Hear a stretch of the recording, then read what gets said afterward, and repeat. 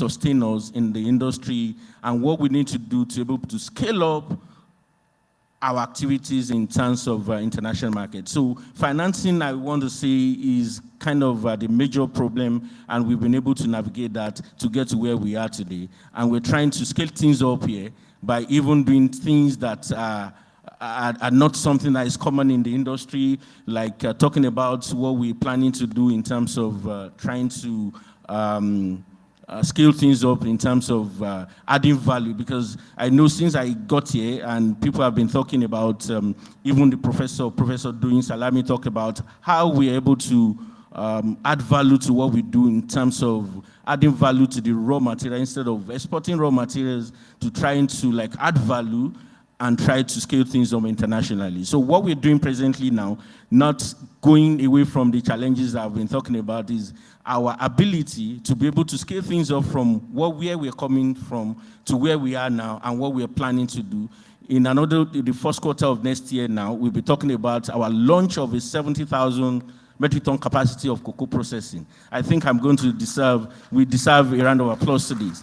So that is an example of us being able to move from challenges to actually scaling things up in terms of our launch of 70,000 capacity of cocoa manufacturing, where we're going to be getting we are not there yet, we are going to be getting some semi-products in terms of cocoa powder, cocoa liquor, cocoa cake, and the likes. And again, on the cashew side too, we're going to be launching another 80,000 metric ton capacity, this same first quarter of next year. That is talking about adding value to cashew instead of just exporting raw cocoa. So we are getting there, and we know we are going to get there one day. Thank you. Thank you very much. A round of applause for Mr. Paul. The journey described, basically just emphasizes the point around complexity to competitiveness. And well done on what you've done with your business. I mean, the cocoa processing, cashew processing, that has come with a lot of planning, financing from your banks. So I'm sure that we would see even more strides, as the days go by. But very interesting story around your resilience. Thank you for sharing with us. I'd like to, turn to Mr. Amit. I'd like to, sorry. So I'd like to, change the question a little bit, right? Now today, and I'm sure those of us that follow the news, we've heard the stories about a peace deal being signed, recently. Hopefully on the 19th of June, it will be signed somewhere in Switzerland, if I'm correct. So there's a room for geopolitics and how it impacts the business. Professor Doyin Salami spoke about disruption of supply chains, from the times of COVID to the war in Ukraine, and then now the Israel-Iran war. So my question basically is this. Global commodity markets are increasingly affected by geopolitical tensions, climate change, and logistic disruptions. How is Valencia adapting its Nigerian export operations to remain competitive amidst these uncertainties? And, just a little topping on the ice cream, as a global commodity trading and export company, what are the biggest operational and market risks you face when sourcing export products from Nigeria? And how have you built resilience in your supply chain? So geopolitics first, and then we'll take the other question. And then I would also like to hear from Mr. Paul on geopolitics, because I didn't mention that to him. So between both of you, we'll just take a few minutes to talk about that. Thank you.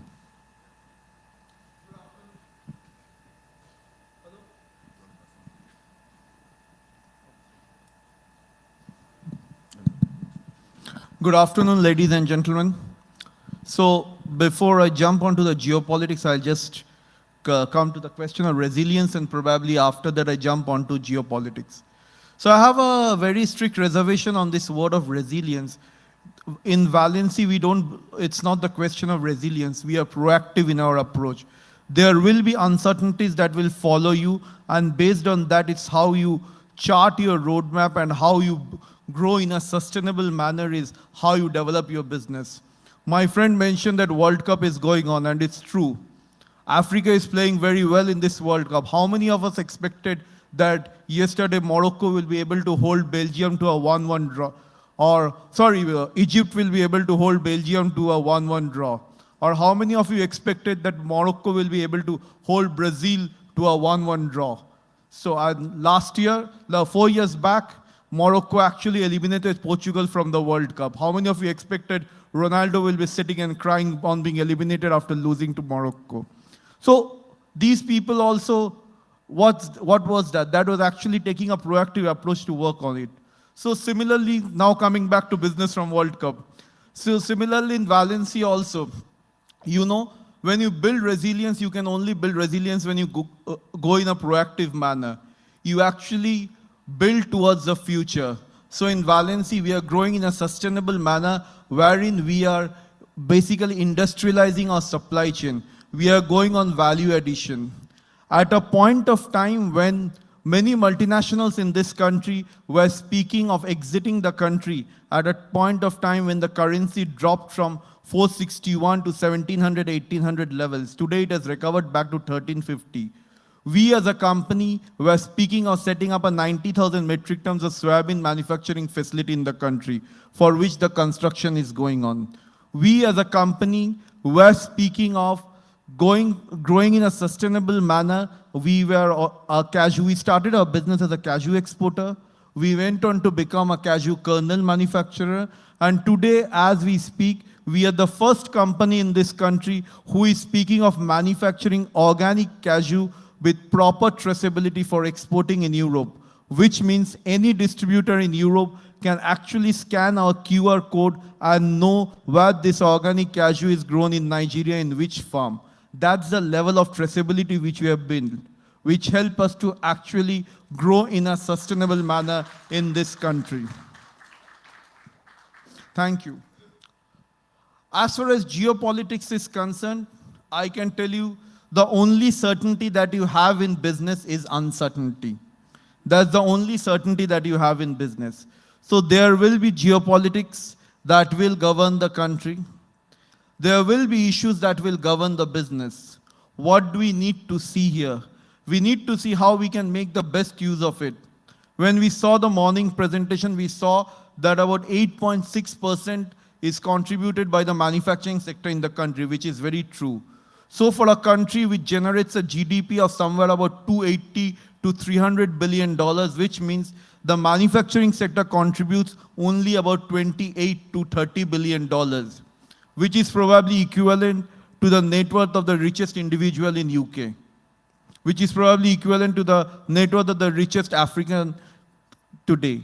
So we need to see how we can actually industrialize and add more value to it, how the manufacturing sector in this country can improve. And how will that happen? The point that was raised was that FPIs are flowing in this country, but FDIs are not flowing, which is very true, because FPIs flow with an ulterior motive to generate returns in the country. FDIs come in the country with an intention to invest in this country and to grow in a sustainable manner in this country. And for that dollar to flow in this country, we need to make sure that various structures actually exist in this country. There was a point of time when NDF was existing in Nigeria. Today, NDF has been banned in Nigeria. So over a period of time, we need to see how such structures can flow in the country so that along with investment, the fluctuation of currency is protected. People have a virtual certainty on the NDF. Today, CBN has met its obligations of the $7 billion NDF commitment that it had. The reserve is at an all-point high, $50 billion. Probably this is the second highest reserve that the country is carrying, and that is after a few decades. The highest was somewhere $60 billion. I was not in Nigeria at that point of time. I don't know how many people in the room were born at that point of time. I'm sure many were born, many probably were not born. But probably this is the right time to introduce such foreign structures so that the investments that FDIs can bring in are protected by various forex hedges, so that such geopolitics environment don't impact you, but rather you can capitalize on those geopolitical opportunities. And the last thing is that there are resources in this country. So when you are manufacturing, you need to build a clear narrative. We had spoken, I heard speeches about China today in the morning. China has built a clear narrative for themselves as the factory of the world, with the type of crops, with the type of agriculture that is there in the country, where 28% of GDP is generated from agriculture. Can Nigeria as a country project itself as the food basket to the world? Can Africa as a country project itself as the food basket in the world, not of raw commodities, but of produced cashew kernel, of chocolates, not of raw cocoa, of manufactured soybeans, not of raw soybeans? Thank you. Thank you, Mr. Hamid. Some very thought-provoking presentations there. I mean, the need for industrialization is, it goes without saying. Without having the ability to process these raw materials, how are you going to add value to them? So, that's just reiterating some of the points we've picked up at the keynote speech. You also talked about structures which help insulate the Nigerian exporters, from some of the headwinds that arise where you have geopolitical, trends afflicting the market, if I can use that term, because that's the only way I can describe the high level of inflation and the high cost of petrol and petroleum products across, and how that impacts, what we do here. So it's almost a systemic action, whatever is happening in Iran has its impact on Nigeria. So, that's a call to action for, the regulators as well as the financial institutions. What structures can be put in place to ensure that those risks can be managed effectively and also be properly mitigated? Thank you very much, Mr. Hamid. I'd like to move to Architect Benedict Itegbe from the NEPC. Thank you, sir. So again, a resilience-related question, but it will come from the angle of what the NEPC has done over the past couple of years. And I'll just put it this way. So Nigeria's non-oil export sector has grown significantly in recent years. What structural changes still threaten the sustainability, and how is NEPC addressing them? So to Mr. Amit's point around using words like being proactive as against, other words, how are we proactively addressing the unseen giants that could, affect our sustainability in the future?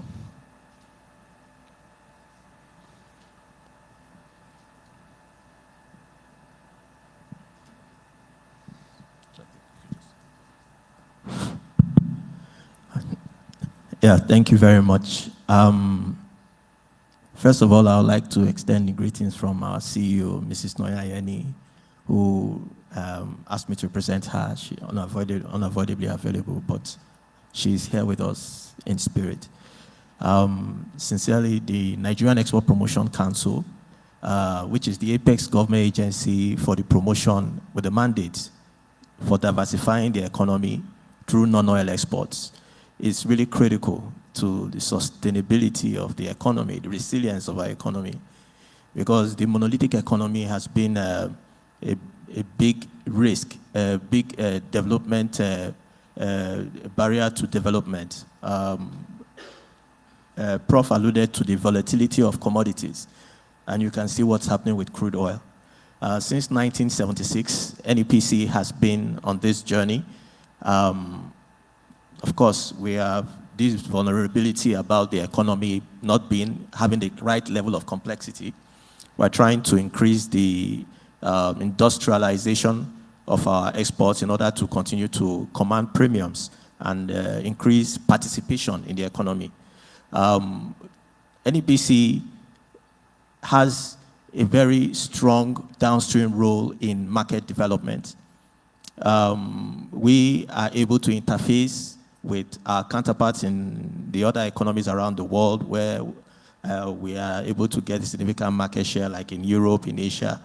We are able to create platforms for direct engagement with buyers through trade fairs, trade missions, and we've made considerable progress in that area. We have set up export trading centers in strategic locations in Africa and around the world. We have one in China, one in Dubai, one in Egypt, one in Kenya, one in Togo, which we did with Nasima and we're working on one in Johannesburg. We are also working very closely with the exporters, especially the SMEs.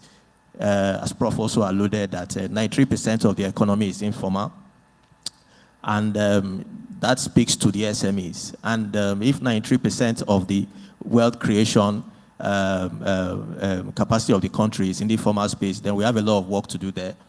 We are working with the SMEs to set up export clusters where we are able to support them directly with capacity building, equipment for value addition, but more significantly for agricultural products, because that's an inclusive sector where whatever we do there will be able to have impact at scale. We have done a lot of work around quality management and certification. It is a fundamental, a critical requirement for a sustainable approach to export is to embed quality management and compliance right from the pre-season. Of course, export is not just about agriculture. In fact, some of the low-hanging fruits for exports are from the extractive sector too. Inclusive sector where the wealth that is being created is able to, touch more lives. So massive potential in solid minerals space. The past 2 years, we started seeing strong exports in gold and lithium, both around the top 15. Lithium is up to number 15 from nowhere. Gold d'or from Segilola up to number 5, doing about $220 million. And for the agricultural space, we are more data-driven now. So what we mean by that is like when Prof was talking about anchored niches, how do we identify sectors? Because you must respond to the market to be resilient, right? The demand determines, the market demand creates the stimulus for supply. So you ask yourself your question, why did the cotton industry, the automobile industry, collapse? Was it a governance issue? Were we having issues around positioning our businesses to be future-proof, to be able to be dynamic, to pivot in response to market dynamics, geopolitics? So when he pointed out Vietnam and Bangladesh for textile, I said, it's a no-brainer. Textile industry, the garment industry is a winner every day. It's a big ticket sector. Those are what we call the big ticket sectors. And we can play in that space. So the cotton industry, the garment industry is also a sector where SMEs can build brands, can differentiate their products through their designer creatives, brands, and compete even when the infrastructure deficit affects your costs, your unit costs, the unit economics. But because you are a differentiated product, differentiated brand, you command a premium for that. And if you are able to embed ESG considerations, traceability into that production process, and you are able to embed standardization, quality management, then you command a premium above the creativity premium. So that is why services sector is exciting. We just spoke about, football, and it's also service exports. It's also service export. We're exporting talent. Someone was joking to me yesterday that Elon Musk is an African export, and today we are proud to identify with him that it's 1.2 billion, and that speaks to AI. The potential in the AI economy, the digital economy, is not as exposed to our infrastructure deficit as some of the other economies that we find some of these handicaps. So NEPC is identifying the big ticket sectors, the anchor segments. We have seen tremendous improvement, not just in the trajectory of our export volume and value, which we're excited about. It's a 10% year-on-year annual growth. And at that trajectory, we can, in the next 20 years, if we maintain it, we can achieve what Vietnam did. the margin between 35 billion and 300 billion over 20 years is just a 10% annual growth. So if we sustain that, we can get there. And of course, our non-oil exports is significant. Some will argue more than the formal exports. Gold exports to Dubai alone, I've seen some data that speak to gold exports reaching, informal gold exports reaching over $1 billion, while our formal exports of gold is just about $220 million. Because some people are incentivized artisanal miners to ship these things. So formalization of export is another big thing. Made a lot of success with Kebbi, in Kebbi State, in the north, with onions. A lot of onions going out. We're not able to track them because they don't trade in dollars. We're able to sort that out with the CBN. We're not able to accept the CFA for exports. About $220 million of onion exports leaving Nigeria that is not being counted. You know, we're not able to count that. We're doing a lot of work at the borders at Seme and Ondo, where we're able to capture. We're encouraging more informal exporters to formalize, because some of the things that were disincentive to formalize, including the margin between the official export-import window and the black market, that has collapsed due to the reforms of this current government. So that's, some of these barriers have been shifted with the new industrial policy and the drive to invest. Someone was asked about national development policy. Yes, we have a national development plan. The medium-term extension of that national development plan is from 2026 to 2030. That is where we are talking about mobilizing public-private investment and international investment through economic partnership agreements to mobilize about $300 million to invest in our ports, which we have done. The UK investment in the Papa ports, and it's coming online through Citibank. We are seeing the coastal road, which is going to unlock wealth creation, and Olokola deep sea port, which Dangote is going to invest in, about 10,000 hectares of seaport activities, downstream oil and gas, all the way down to the south-south. So it's going to be an exciting time over the next 5 years, and we are very hopeful that we'll be able to make significant progress in our drive to achieve the $1 trillion economy if we're able to mobilize this investment. So that's what I'll say for now. Thank you. Thank you very much. A round of applause. It was very packed diffusion of so much that the NEPC is doing. I'm particularly excited about how you've captured the support for the SMEs, and you also spoke about solid minerals, agriculture. I mean, I don't know of so many climes that have that level of will I call it depth or natural resources? So sometimes you can even argue that there could be a paradox. Prof talked about when we look at Bangladesh and some of the other countries, what we've seen is that they've been able to streamline their focus in certain areas. Sometimes I argue with people and say, is it possible to actually streamline focus in Nigeria? Because if you look at the north alone, there are so many things. There's hides and skin, there's onions crossing from Kano to the Sahel, and you can't even capture the sheer amount of volume of business that happens. So that's why when you look at the statistics, you find out that the informal trade dwarfs what you're doing formally. And in the world that we are in today, where they say if you can't beat them, you join them, right? So how do you capture all of that informal business? Some would say an enlightened national interest is something that we need to focus on. What do we want to pay our attention to, and how do we invest so much in solving that? It's a big question. It's a big headache for you. I'm sure you have some nights where you don't sleep, but I'm happy that you've been able to share that with us. Thank you very much. A round of applause again for the NEPC.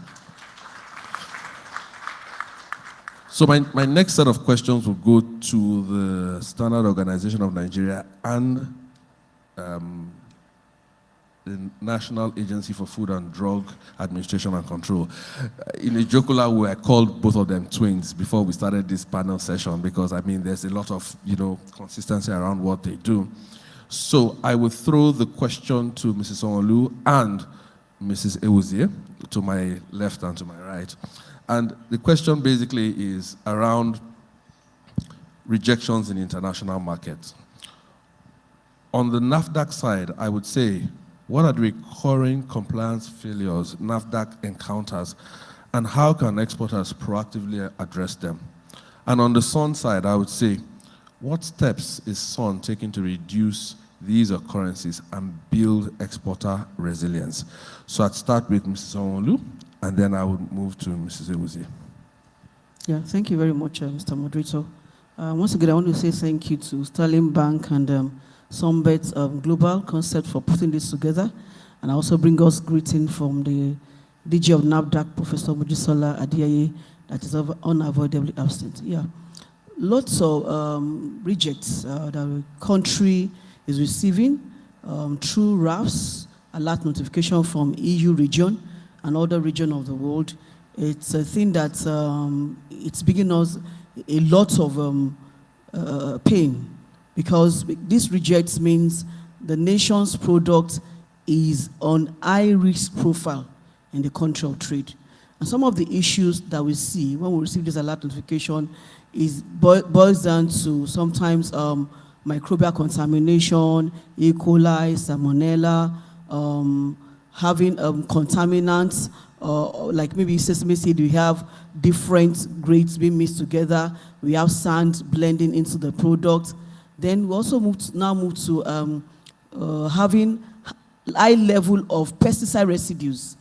Pesticide residues that in the product that are beyond the allowable limits in the country of trade, or sometimes this pesticide residue that have been banned in the country of trade that some of our agricultural farmers, aggregators use in preserving the product before it moves down there, and sometimes weevils, sometimes other contaminants in the product which the country of trade do not accept. And at some time, the product could either be returned back to Nigeria when we are now informed, and then we do our due diligence in taking the product, putting it on hold in the exporter's warehouse, and we'll bring them in and we'll educate them and try to get to the root cause of the issue why the product was rejected. I will try to educate them and guide them on what to do in order for this not to happen again. And this is loss of money. Imagine freighting a product over there and freighting it back.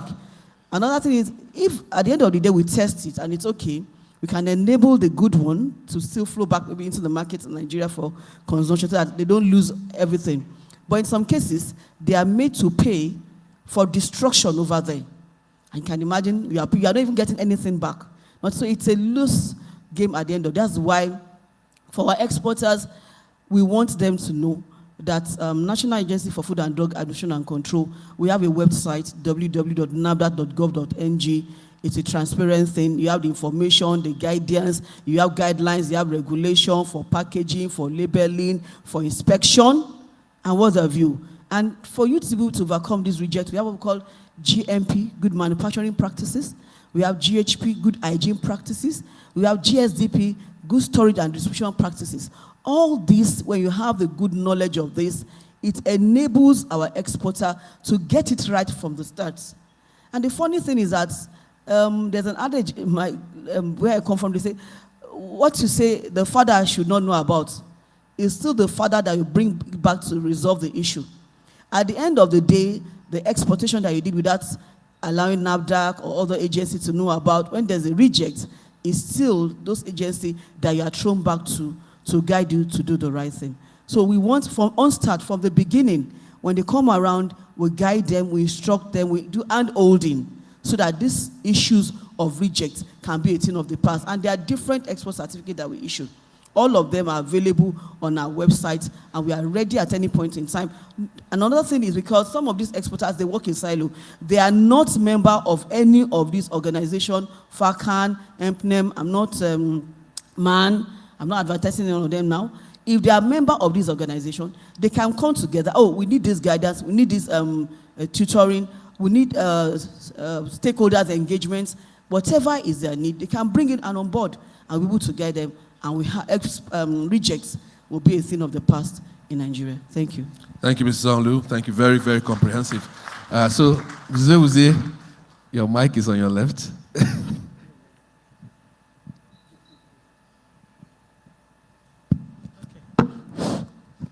All right. Thank you very much. Sterling Bank for giving us another opportunity to be here to re-educate Nigerians on the best way to carry out export in terms of meeting up with the quality and safety of their products. I am Chidime Uzi. I'm here on behalf of our DG, Dr. Ifeanyi Okeke, who has sent his greetings. First, the resilience. You talk of resilience in quality of products. SON is the foundational gatekeeper for quality, safety, and international competitiveness of Nigerian products. We have dedicated desks that carry out inspection and testing of Nigerian products in line with international best practices, standards. We have these standards available that are from ISO, International Organization for Standardization, Codex, International, which is the food, which says the international food standards for countries to trade on. So these standards are available in SON. Secondly, we have the SON Export Dex, which inspects and certifies products for export based on the requirement of the country of destination or the customer. We also have certifications like the HACCP certification, which is the certification for basic hygienic conditions that are required by most customers when they want to deal with, purchase Nigerian products. We have, for traceability purposes, we have laboratories. We have a food lab in Lagos, Abuja, Niger, Port Harcourt, that test for pesticide residues, mycotoxins, because these are common issues that products or rejects that complaints that we receive in Nigeria. And I also want to inform you that we also have other labs, because when you talk of non-oil export products, you also talk of other products like the leather, you also talk of the electrical equipment, the civil and construction building equipment. We have our labs in Kaduna for leather. We have our lab in Lagos for civil products. We also have labs in Enugu for mechanical and metrology testing capacities or facilities. SON have made it or is available to also guide exporters in a way that these products that they take out will not face rejection. Reason, the world is talking about globalization of standards, and most of these standards have been harmonized or domesticated in Nigeria. SON has the contact, how do I put it, the WTO inquiry decks. We manage it in a way that when there are issues, these issues that come up from countries concerning our exports, they come to our office and we distribute them to relevant other bodies that are affected.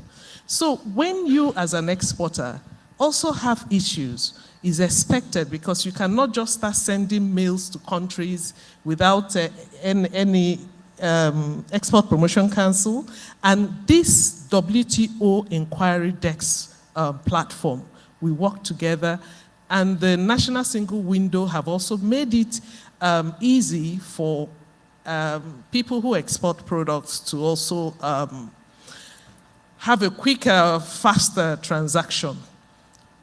So, thank you. Thank you very much. Appreciate that. It's also good to see both views.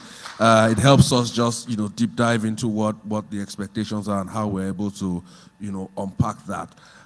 So I have Mr. Chuksagano, and he sits out of a very focal point, which is where the bank sits. So you interact with almost everybody on the panel. You have your perspectives, you have your views. We are a strong subject matter expert as well. And so I'd like to just close on the resilience questions because, we have spent a lot of time, discussing this, and we don't have to race through the rest. But Chuks, I'd like to hear from you. Access to finance remains a major challenge for exporters, as has been alluded to by the members of the panel. From a banking perspective, what financial structures and solutions can help Nigerian exporters build resilience, right, and scale sustainability? And then, so let's deal on that first one, and let's see if we have time for the second. But this is the major resilience question. Okay, thank you very much, and thanks everyone. I would like to, first of all, say that for any organization like ours in Sterling, one of the first thing, or rather an entry point we have decided to embrace over the years is to understand the rudimentary of export. So you cannot give what you don't have. So like the lawyers will say, name or that could not have it. So if you look at the structure we have been supporting in Sterling, so that we have a lot of specialists in all arms of our business. And that goes far way back from the day of getting clients, maybe what we call them practicing exporters, potential exporters. We have looked at how they are highly unstructured. We have decided to, over the years, put them together, give them some level of training and understanding, more like handholding, working with some strategic organization like NEPC to ensure that, yes, this client, this is their intention, how do they get to where they do? So having said that, our major work, first of all, is to bridge the gap between the exporter and also the importer. We have done that over the years. We have also looked at the issues around acceptability of the product. We have also considered issues around the jurisdiction of trade. We also consider the issues around the mode of payment and method of payment. We also come to a place of realizing that some of these clients, in the first instance, money might not really be the major issue, but how do they go about aggregating their commodities? Who is taking it from them? Are they obeying the covenants of trade? And like I mentioned initially, we pay a very close attention to export contracts. Because if you look at the export contract, a client can easily come to you and say you need maybe, for conversation's sake, $10 million. But by the time you look through, you understand that if you enable them to have that insight, take them through the transaction they want to do, understand the mystery around transshipment, partial payment, partial shipment, restructuring the whole stuff, and also enabling them to know that, hey, this modes and method of payment is such that I can even use it to attract some level of advanced payment that can enable you have what we call a contribution to the trade. So a few people we have done that with in the past, today have become a very big exporters. So because of time, in Sterling, like I mentioned before, there is one thing that helps us. We consider what we term the 4 pillars of trade. If you look at the 4 pillars of trade, we consider payment, and what payment, when you look at the whole conversation around payment, payment speaks to facilitating the process. This guy, I don't know him. Am I sure he's going to pay me? For me to be sure that I'm paid, which bank understands the modes and method of payment? How long is it going to take me? So in that premise, considering payment, we work with all our correspondent banking. Like I've mentioned before on the contract terms, we understand it, unpack it, and make sure that, yes, what we are entering into, we have the level of understanding that can enable us to land very well with our clients. The second aspect on that pillar, which, of course, is very important, is what we call risk mitigation. We have had issues around people exporting commodities, and at the end of the day, they were not paid. At times, fluctuation, at times, price movement, other time, moisture content. But like I said, that's been an issue. If you understand the modes and method of payment, plus the kind of contract they're using to drive the commodity export, whether it's manufactured or not, it will give you an insight as to how you are going to be mitigating that trade. In as much as I appreciate what we are doing in this country, and again, going back to what the prof said, it is high time we begin to domesticate the issue around, acceptability, certification, agencies that, give high level of saying, yes, this product is good to go, and all of that, both locally and globally. Because as we speak, if I am going to fund a commodity above 3 numbers or 6 numbers in dollars, I can't compromise the concept of independent inspection agencies. Yes, we have a lot of inspection agencies in Nigeria. We are not going to stop that because that is exactly what we need to do here. But to command acceptability globally, we don't compromise that. So if that is incited, either a hidden clause or open clause in your contract, and you don't take pain to understand, the chances are that when you export or do that kind of transaction, you might end up in the negative path of the business, which is not our intention. So that speaks to, I've mentioned payment, I've mentioned our risk mitigation, among other things we do. The next thing is major financing. Yes, we know that many people, when you ask them, why are you not doing trade, they say, yes, access to finance. But the good news is this, in sterling, we've done a lot. We have looked at the pains. We feel your pulse as a exporter. At times, one will mistake us as if we are practicing exporters. But if you say that, that's not a bad story. But just to let you know that because we understand that some clients are in different categories, we have them in this room. Some people will say, hey, Chooks, what we need from you is we need money to aggregate commodity before we export. So if you look at the dimensioning, it can now fall into what we call our pre-shipment export financing. And we have a product program that drives all this conversation.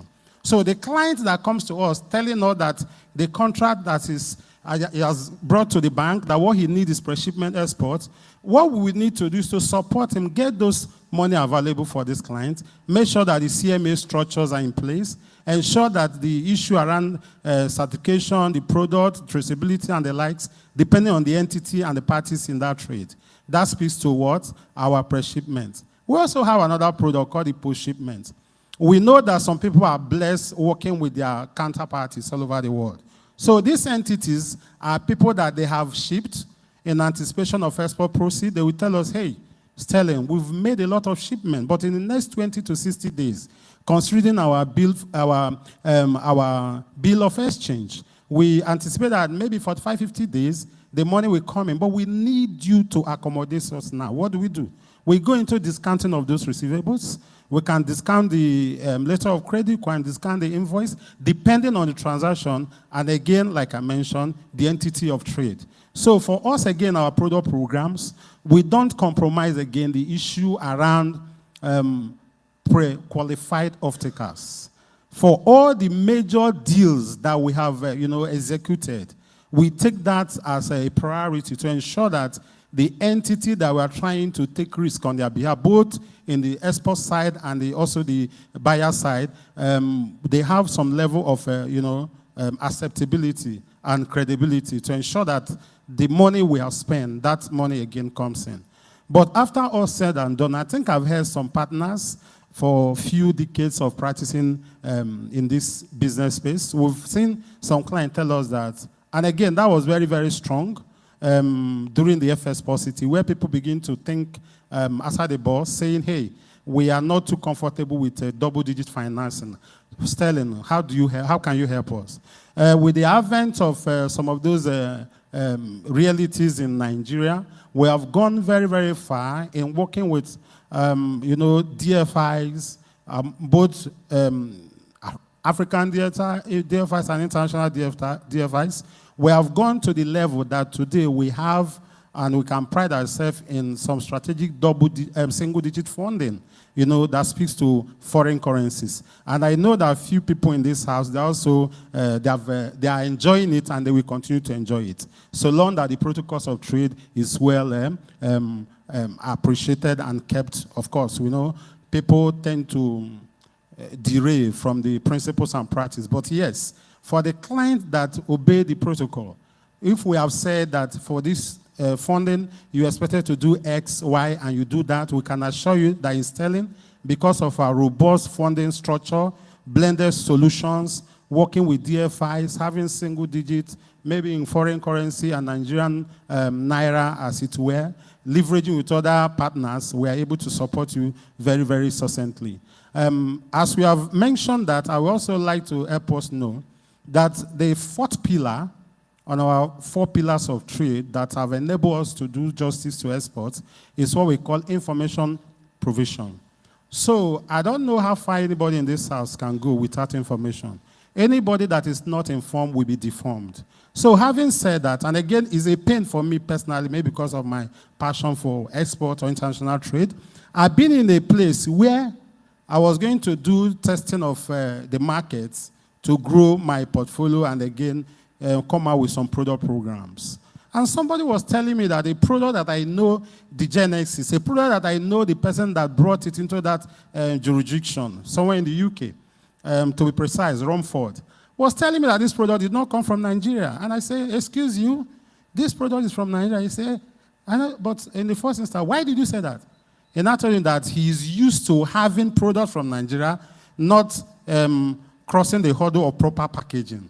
I felt so sober. That for this product to be packaged properly, it must be coming from Ghana.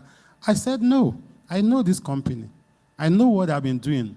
And I know that this product is from Nigeria. So with that kind of information, when I see clients that are trying to do businesses, and they said, hey, we want to work with sterling, either in commodity, produce products. For example, in our book today, we have people that are exporting all the edibles in Nigeria, both manufacturers and semi-manufacturers.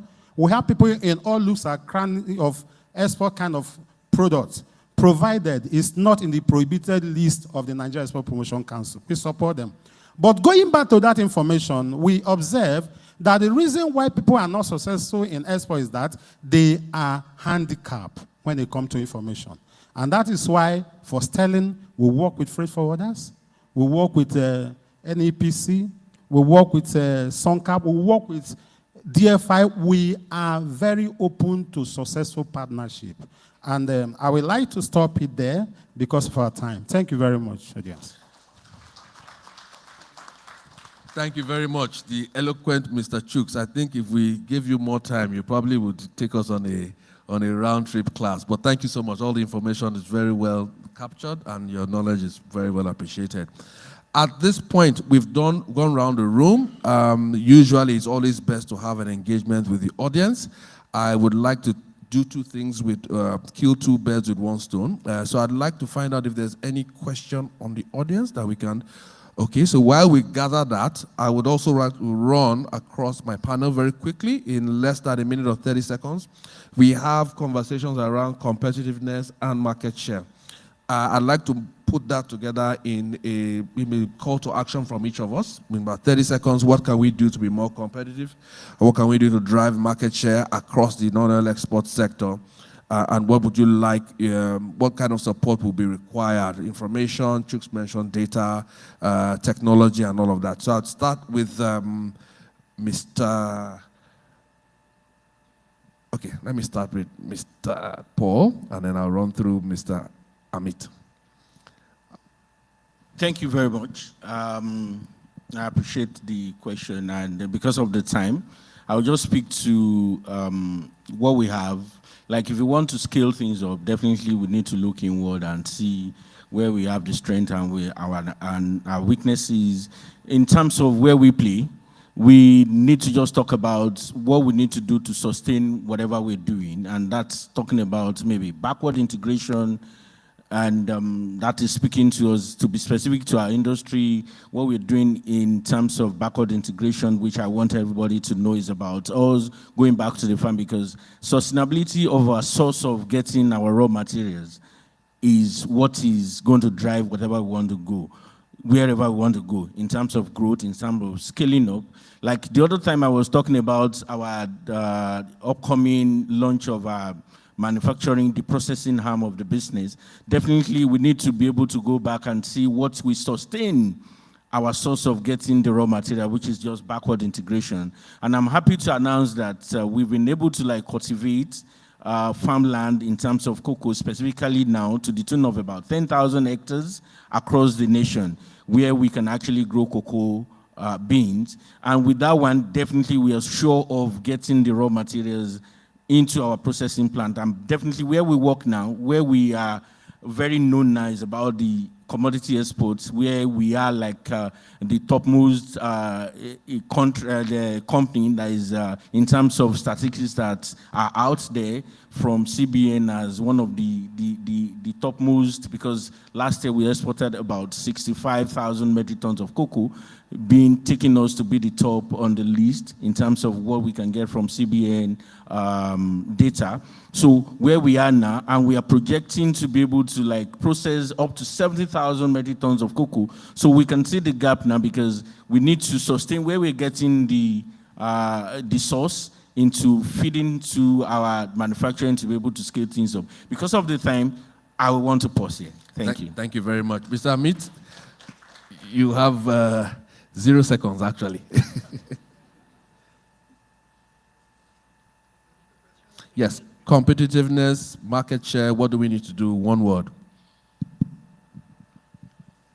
So, since it's a short time, ladies and gentlemen, what I believe is that to drive the competitiveness, one of the important things that is required is the cargo dwelling time. Today, if you see in Nigeria, the cargo dwelling time for any exports is about 15 to 18 days vis-a-vis the world standards of 3 to 4 days. So probably the cargo dwelling time needs to be reduced. The accessibility to ports needs to be made better, be it tin can, apappa, anywhere, so that exports can happen faster. If I am to quantify it in economic terms, and if the researches across the internet is to be believed, it says it costs Nigeria annually 450 billion naira. That's the type of cost that it costs because of this inefficiency. So probably that inefficiency needs to be converted into efficiency to see how exports can happen quicker and how exports can happen in a more sustainable manner. Thank you. Thank you very much, Mr. Amit. I'd like to go to, so we have a question in the audience. I don't know if the question is ready. If it isn't, I'll just take very quickly Mrs. Ewuzie and Mrs. Sanwo-Olu. One word, competitiveness, how do we go? Well, thank you very much, Mr. Moderator.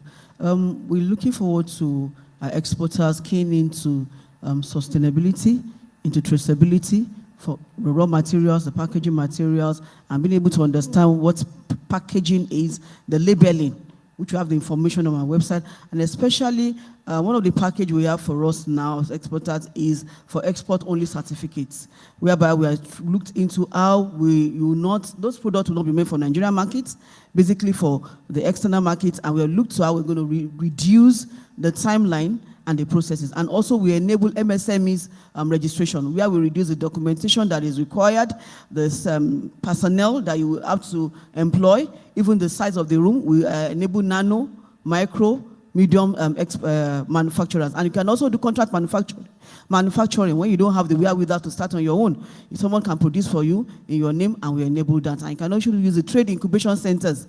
And all over the states of the nation, we have our export NAFDAC offices there, where we can actually attend. And we have laboratories in 6 geopolitical zones. So we look forward to you keying into it. And export analysis for products that are going to be export is free of charge in NAFDAC. Please key into it. This. We look forward to receiving you. Thank you. Thank you very much. Ms. Ewuzie, one word.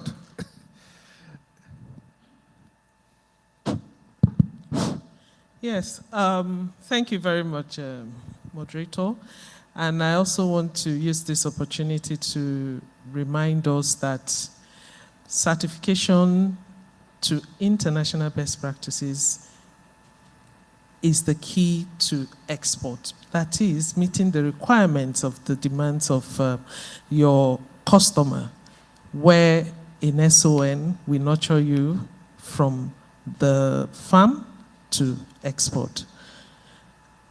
We have recently assisted 131 companies to meet with the AFTA dual mark, that's the ASO dual mark certification, which enables them to export over 220 of their products. This just happened last week.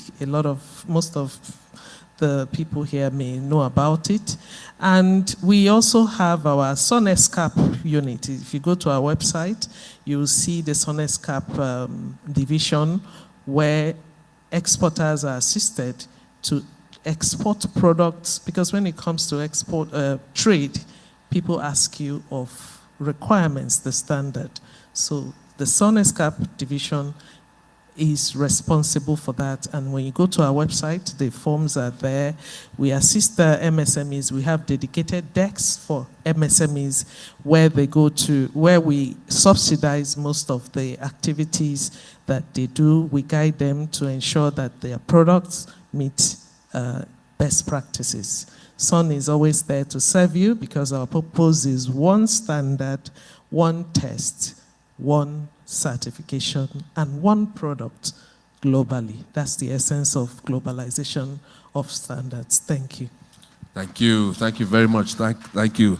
I know we have a question in the audience. We'll take that question. Hopefully that question will be targeted at the other two members who have not spoken, and then we'll call it a wrap. Mr. Bamidele, I know you have, yes. No, the question was for Sun, but she has answered. I wanted SunEscap. They've mentioned it a while ago. I was checking the website now, so I'll check. So thank you. Okay, talk about being proactive. Well done. Thank you.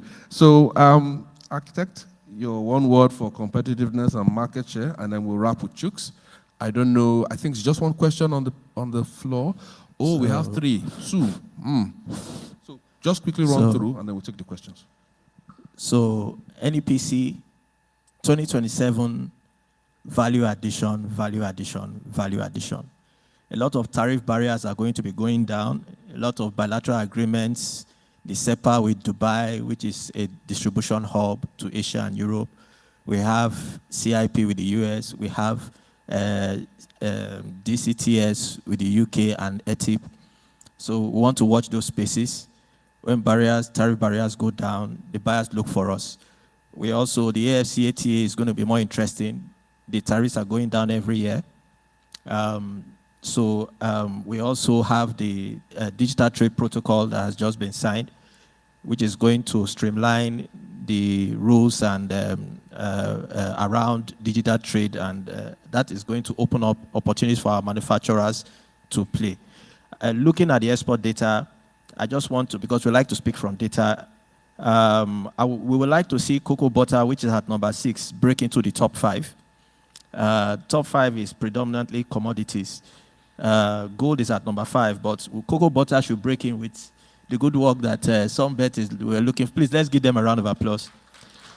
Yeah, it takes a lot of courage. Backward integration and the government's industrial policy is unlocking more development finance for players like them who want to add value. From number 11 to number 15, we have cocoa liquor, cocoa cashew kernels, soya bean meal, cocoa cake. We want to see these ones move into the top 10. And we believe that it is doable. So we are excited about that as well. So lithium is at number 15, and we believe it will climb. So on that note, I want to encourage each and every one of us to be part of this this goal to add value to our non-oil exports.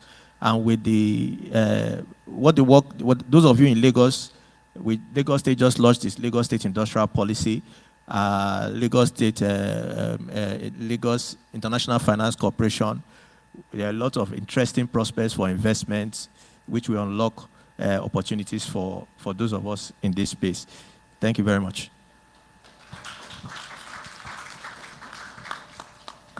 Okay, thank you very much. I just want to say that from Sterling Bank, we have the capacity to share as much as possible the knowledge available within our purview to ensure that you have a successful journey in export business.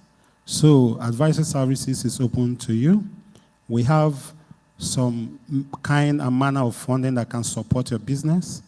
I just want again to mention that today, as at 1st of June 2026, a new FS manual is out, and that is our Apex Bank regimenting all the activities in corporate, commercial banks, which means that for all the expected journey and obedient to trade, here, speaking to export in particular, we plead with us that as a practicing exporter, as an exporter with high level of impregnable integrity, we expect us to please help us when it comes to all the documents that they have asked to be submitted. That means shipping document, which is not an ambiguous ask. Please submit it, and I will tell you why. Today, there's a lot of opportunity for exporters, both from the policy side and also from financial institutions. But one of the things that will hamper our desire to grow with any exporter is when we see ourselves being sanctioned for a good work we did.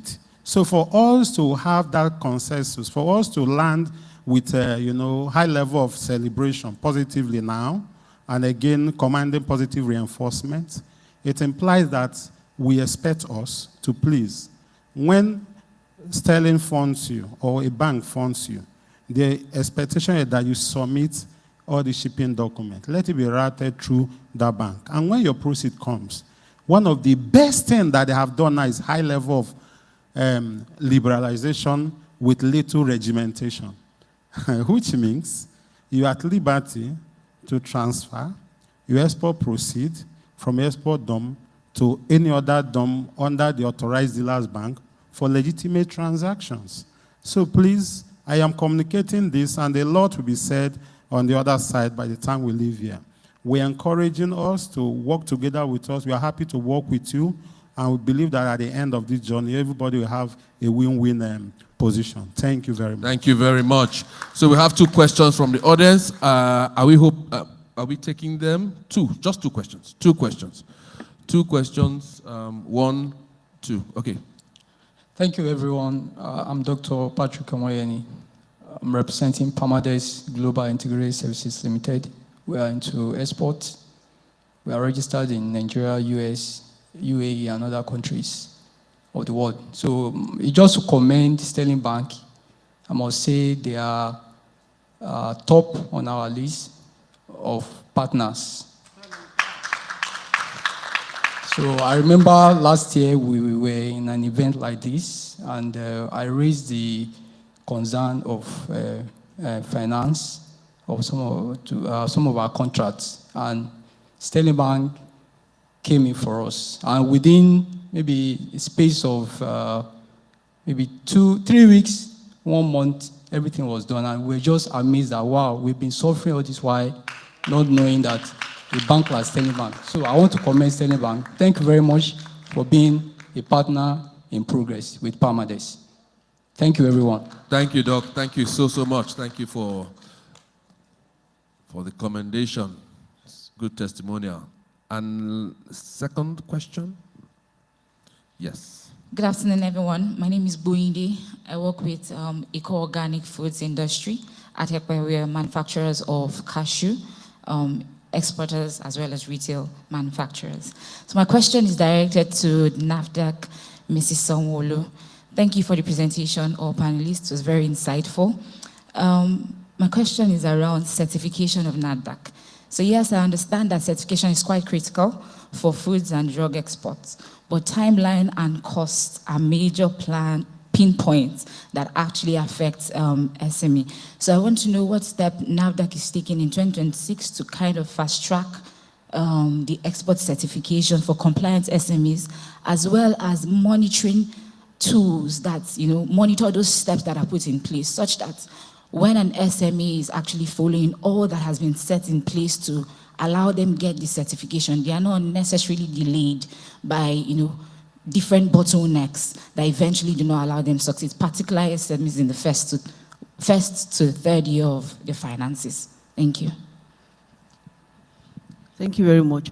For MSMEs, I'm sure you know that we have a whole directorate that the DG was magnanimous to create in order to accommodate and take you off maybe all the other directorate for food, for maybe FSAN, DR, and what have you.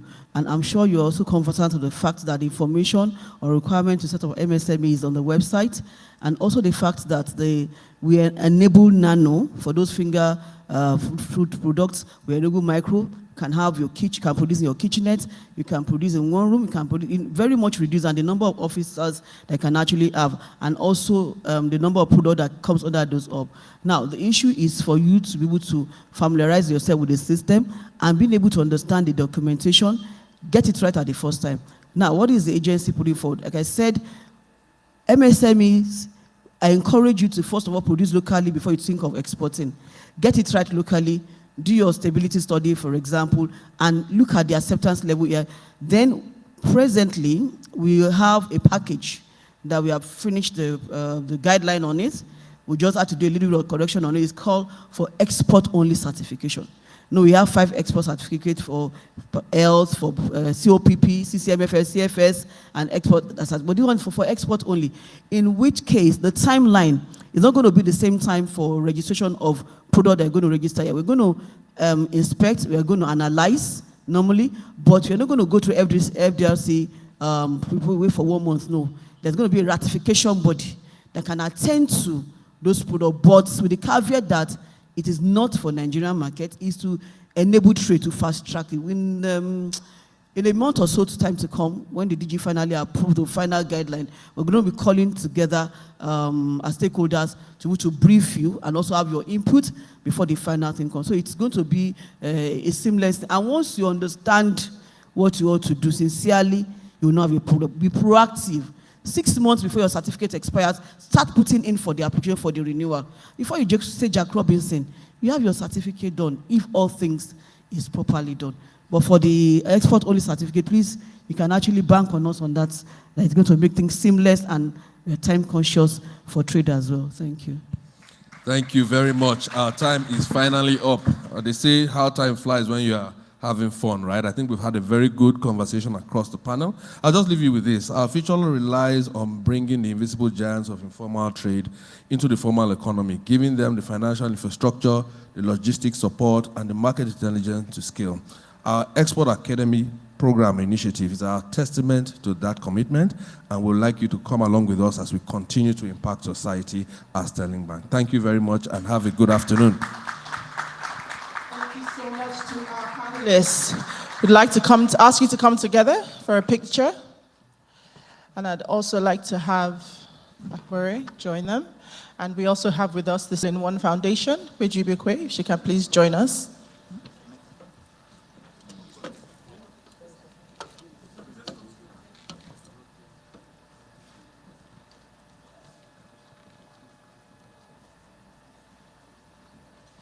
Okay, can we also have Dr. Neka from EDC, the Pan Atlantic University? If you can please join the panelists on stage for the picture.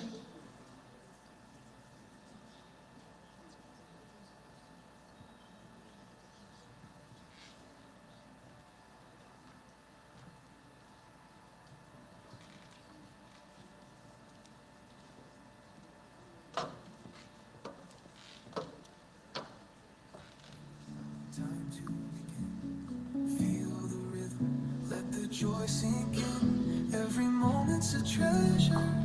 Sterling wind, good morning. It's a beautiful sterling day. Good morning, let's shine in every way.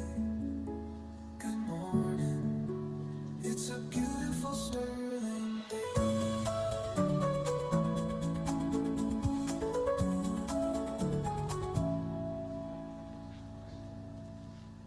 Thank you so much.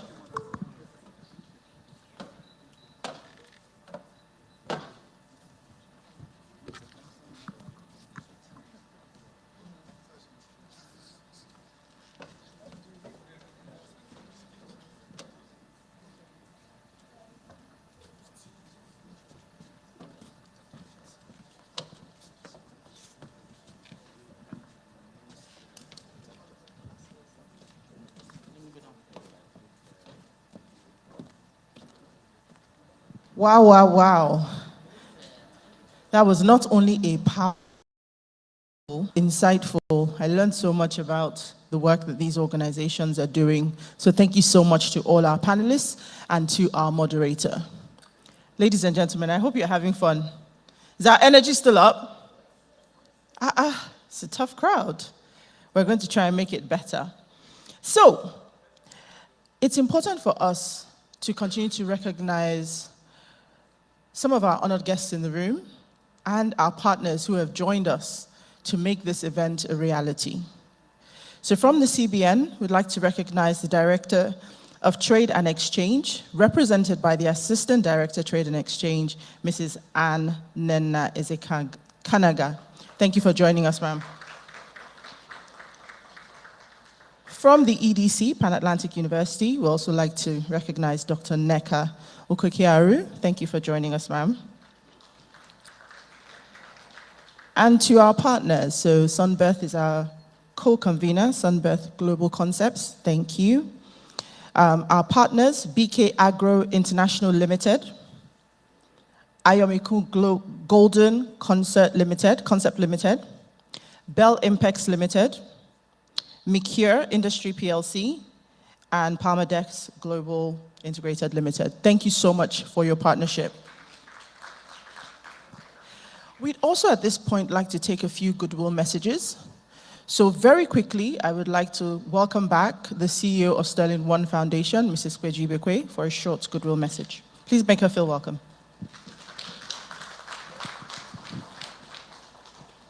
Good afternoon, distinguished ladies and gentlemen. I would like to say that at Sterling One Foundation, we're very proud to be partners on this very timely initiative.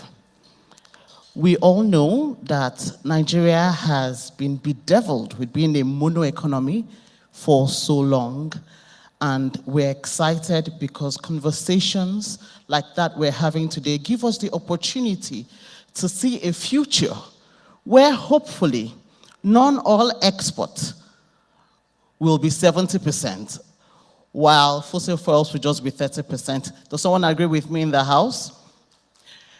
And what I love about that, it means more business, more opportunities, better job creation for Nigerians, a reduction in unemployment in Nigeria. And that is one of the priorities we have at Sterling One Foundation. We believe that our youth need to be well employed for them to be able to add value to this economy, and beyond this economy, add value to the globe. Beyond that, at the Sterling One Foundation, we see ourselves as catalysts and conveners. We currently convene the largest development-focused platform that exists in West Africa today, that is private sector-led. I am talking about the Africa Social Impact Summit, which we co-convene with the United Nations system in Nigeria. This platform has unlocked over $400 million in partnerships. And this platform seeks to also attract impact. Yes, you can clap, ma'am. This platform seeks to also attract impact investment into scalable solutions. Please permit me to invite you to join us. It's happening July 22 to 24 at this same venue. And we would love you to register. You can register at the impactsummit.org.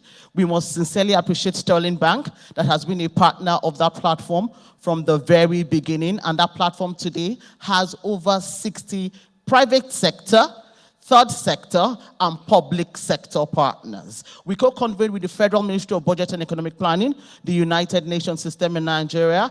We have, of course, the endorsement of the Vice Presidency, and we have over unique leaders that have chosen to lead the transformation of the Sustainable Development Goals, not just in Nigeria, but on the continent of Africa. So we invite you, you can register, and we look forward to hosting you come July 22 to 24, and let's see how we can transform not just Nigeria, but Africa together. Thank you.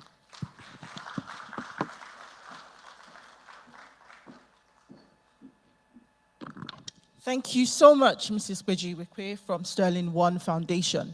Now we'll take a second and very quick goodwill message. So I'd like you to join me in welcoming Dr. Neka from the EDC Pan-Atlantic University. Please let's make her feel welcome.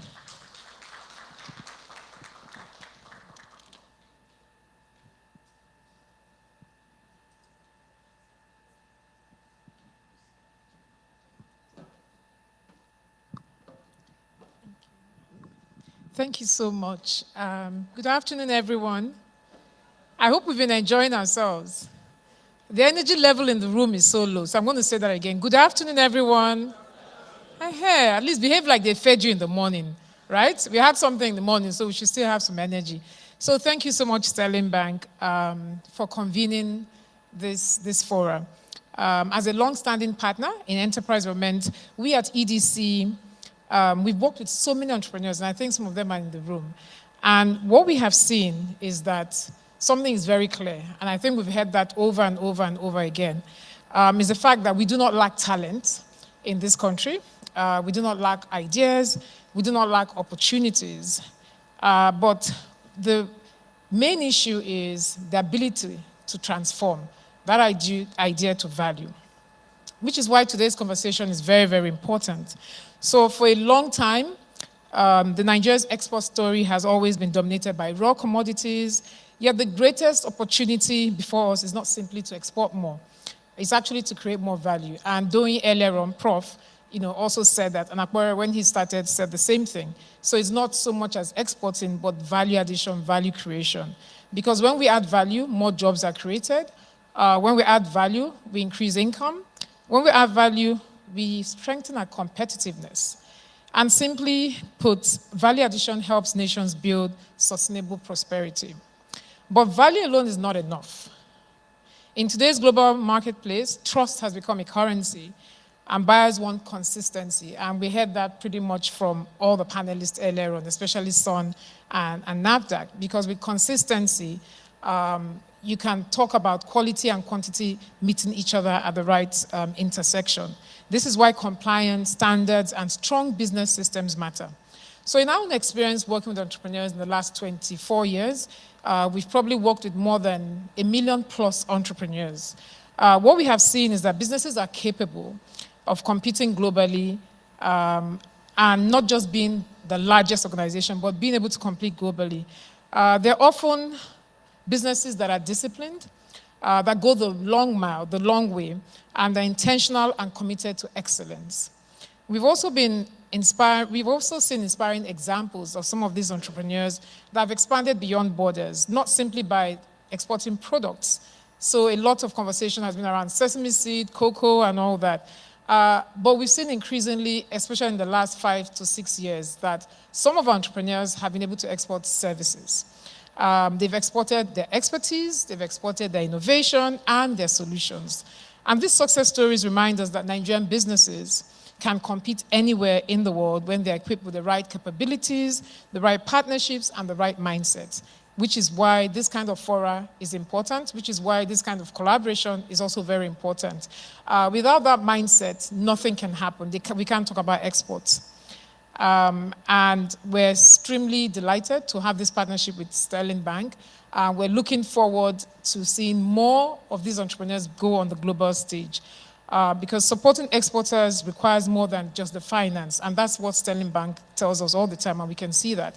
It requires creating platforms like this, that knowledge is shared, there's market access, there's strategic partnerships, and then eventually these businesses grow.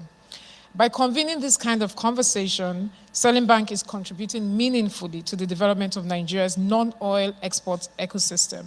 And as partners in this journey, all of us have a role to play, every single one of us in this hall. As entrepreneurs, we must continue to build businesses that meet global standards. As other FI players, we must continue to innovate in supporting growth. As FDIs, we must continue to strengthen the capacity of different entrepreneurs. And together, we remain committed to creating an environment where Nigerian businesses can thrive beyond our borders. Now, let me conclude with this one thought. The future of Nigeria's economy is not going to be solely determined by what is extracted from the ground. It will increasingly be shaped by the value that we create. the quality we deliver, and the confidence we inspire in global markets, because we have the talent, we have the enterprise, and we have the opportunity. But we must realize this promise of non-oil export sector. It requires more than ambition. Ambition doesn't mean anything. It's going to require commitment, collaboration, and most importantly, consistency. Whatever government comes, being consistent, seeing it to the long run. I'm encouraged because these ingredients are all represented in this hall that we have been in since morning. So together we can build businesses that not only compete globally, but also strengthen confidence in Nigeria's economic future. I thank you so much, Sterling Bank, for this. I thank everyone for being committed. And I want to go a step further to say that, can we move from having conversations that might appear to be tea parties to actually being committed, leaving this hall with one commitment to Sterling Bank, to the export sector. And definitely by this time next year, when we come back, we have a scorecard to share. Thank you very much.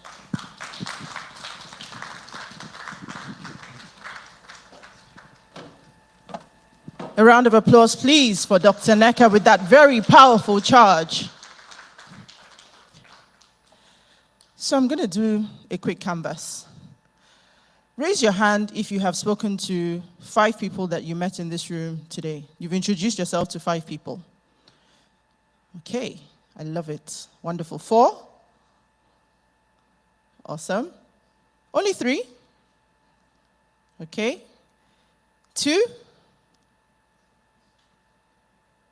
1. So that means everybody else. We haven't introduced ourselves to anyone. We haven't spoken to anyone. So I have great news for you. The next 30 minutes is just for you. In this event, the stage is rich. The focal point is here. But the most valuable outcomes are actually in the room. Your next opportunity, your next partnership, the solution to your problem might just be the person next to you. So, it is critical. We said the ecosystem. I'll borrow Dr. Neka's words. It's not a tea party. We've brought all the players in the ecosystem together because we know that those conversations birthed in this room will have real impact. So, it is now 1:38, and we have 30 minutes to meet someone new. Actually, I'll take that back. To meet a lot of new people and leave this room with true value today. So we'll see you back at 2:08, and we'll continue with the event. Thank you so much.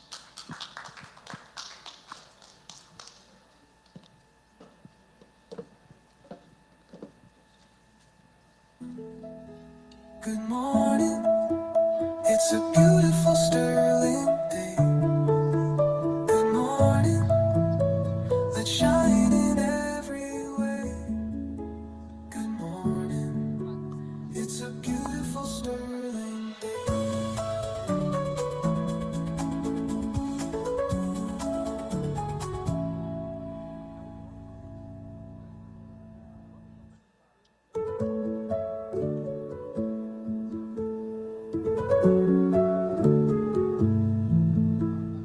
Good morning, sun, you're here to stay, lighting up the skies in a golden array. The world is waking, dreams underway. Good morning, it's a beautiful sterling day. Good morning, let's shine in every way. Good morning, it's a beautiful sterling day.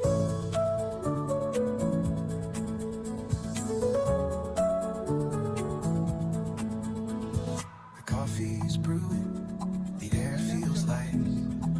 Every little thing is just feeling right. Step into the world, heart shining bright, bright.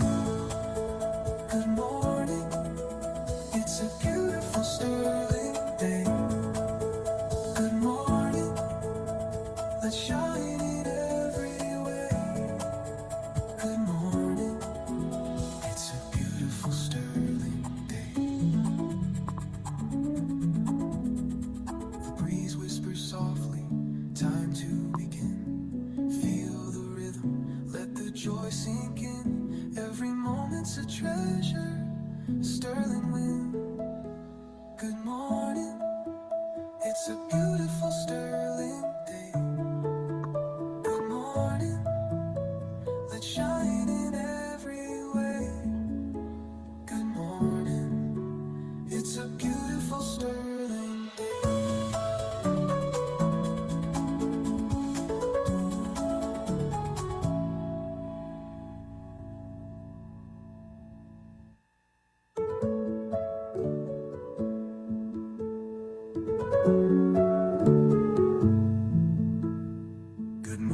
morning, sun, you're here to stay, lighting up the skies in a golden array. The world is waking, dreams underway. Good morning, it's a beautiful sterling day. Good morning, let's shine in every way. Good morning, it's a beautiful sterling day.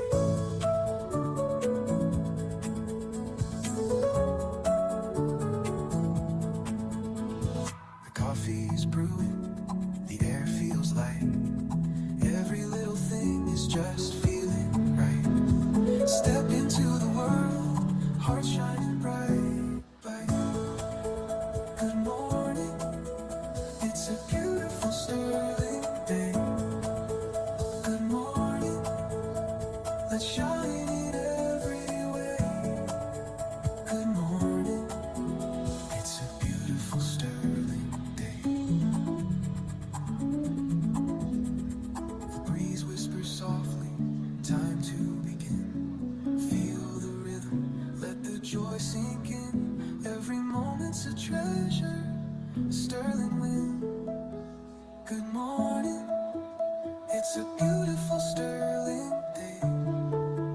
Good morning, let's shine in every way. Good morning, it's a beautiful sterling day.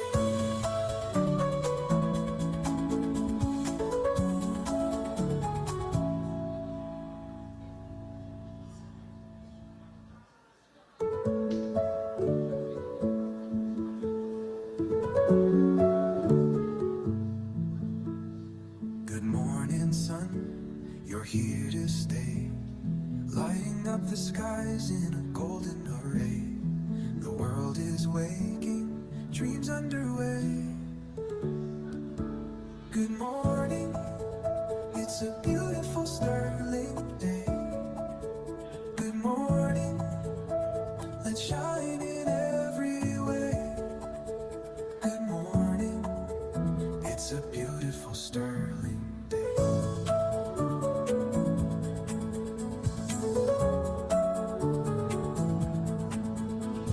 The coffee's brewing, the air feels light. Every little thing is just feeling right. Step into the world, heart shining bright, bright. Good morning, it's a beautiful sterling day.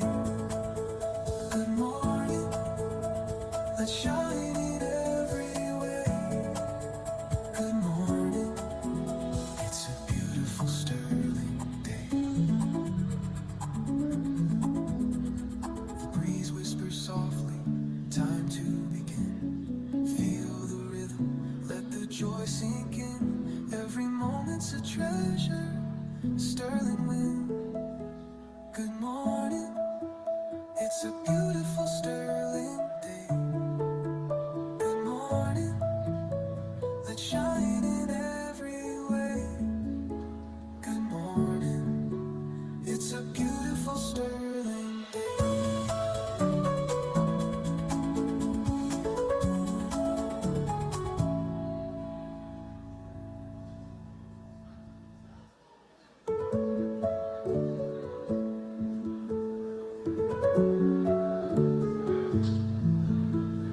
Good morning, sun, you're here to stay, lighting up the skies in a golden array.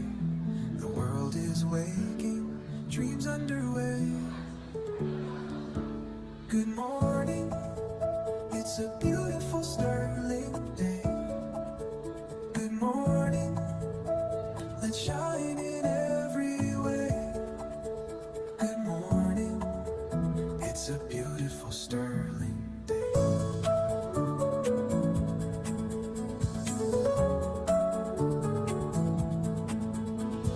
The coffee's brewing, the air feels light. Every little thing is just feeling right. Step into the world, heart shining bright, bright.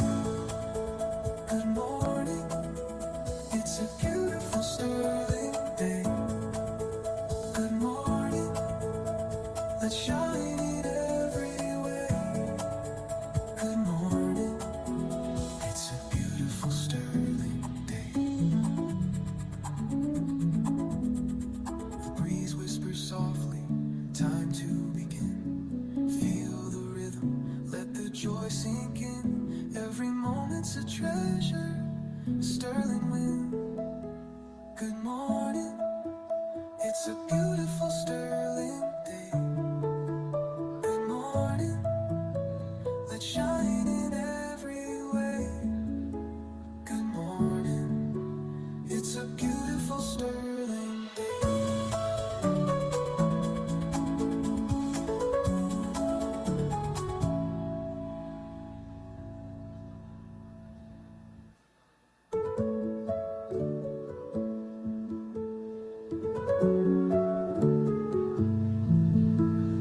Good morning, sun, you're here to stay, lighting up the skies in a golden array. The world is waking, dreams underway. Good morning, it's a beautiful sterling day. Good morning, let's shine in every way. Good morning, it's a beautiful sterling day.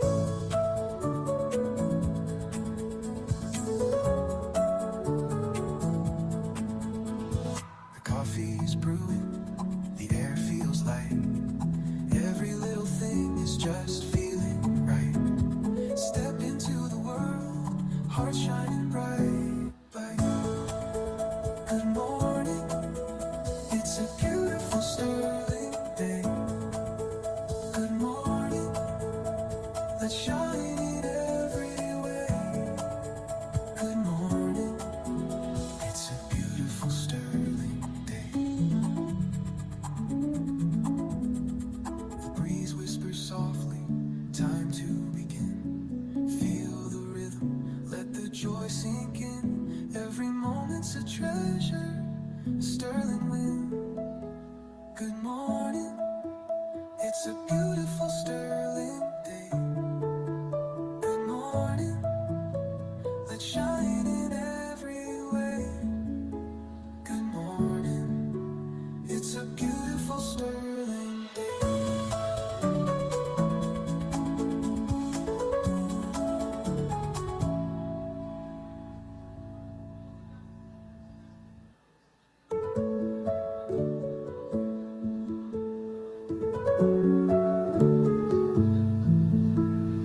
Good morning, sun, you're here to stay, lighting up the skies in a golden array. The world is waking, dreams underway. Good morning, it's a beautiful sterling day. Good morning, let's shine in every way. Good morning, it's a beautiful sterling day.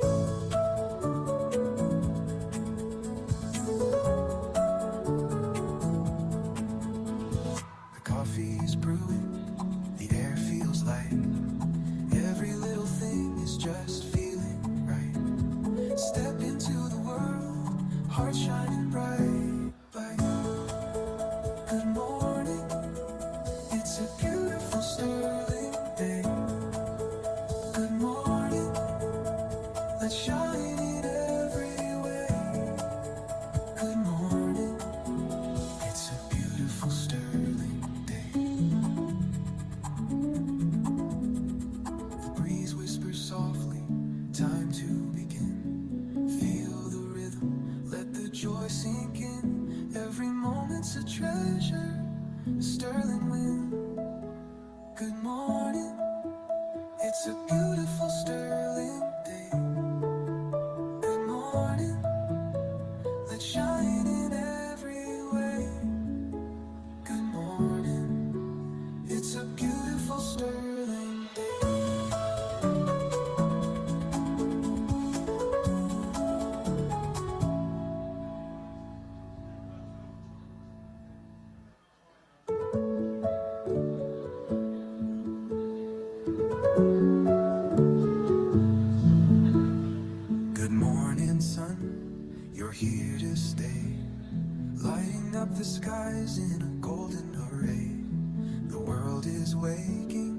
dreams underway. Good morning, it's a beautiful sterling day. Good morning, let's shine in every way. Good morning, it's a beautiful sterling day.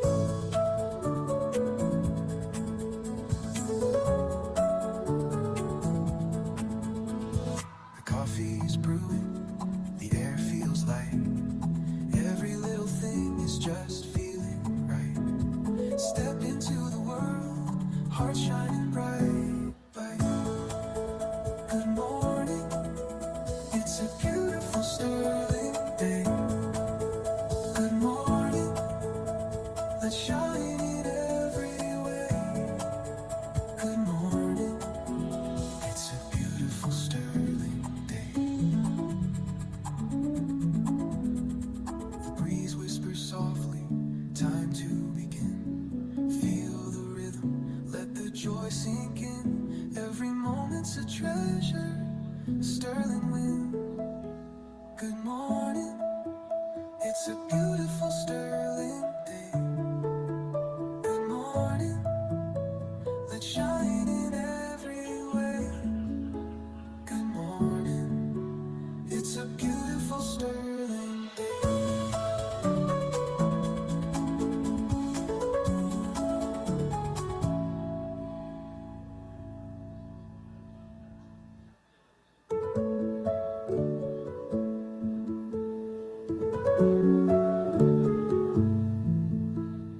Good morning, sun, you're here to stay, lighting up the skies in a golden array. The world is waking, dreams underway. Good morning, it's a beautiful sterling day. Good morning, let's shine in every way. Good morning, it's a beautiful sterling day.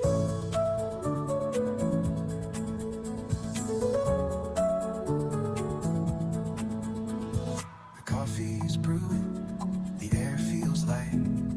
Every little thing is just feeling right. Step into the world, heart shining bright.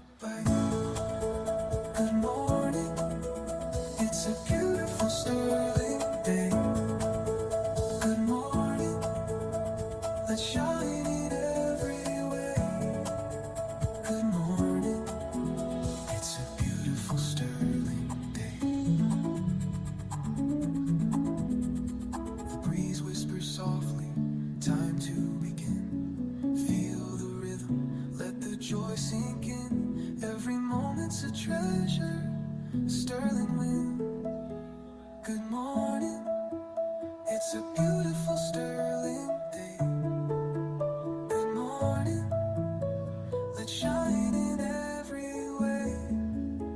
Good morning, it's a beautiful sterling day.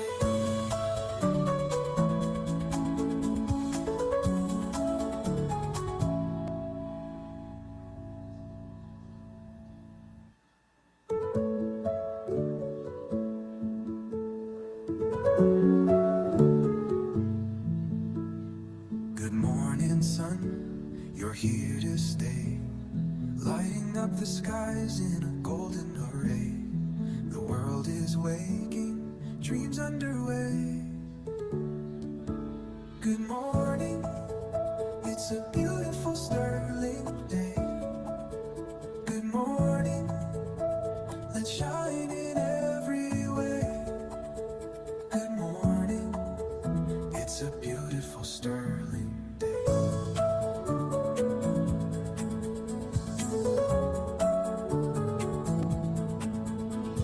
The coffee's brewing, the air feels light. Every little thing is just feeling right. Step into the world, heart shining bright. Good morning, it's a beautiful sterling day.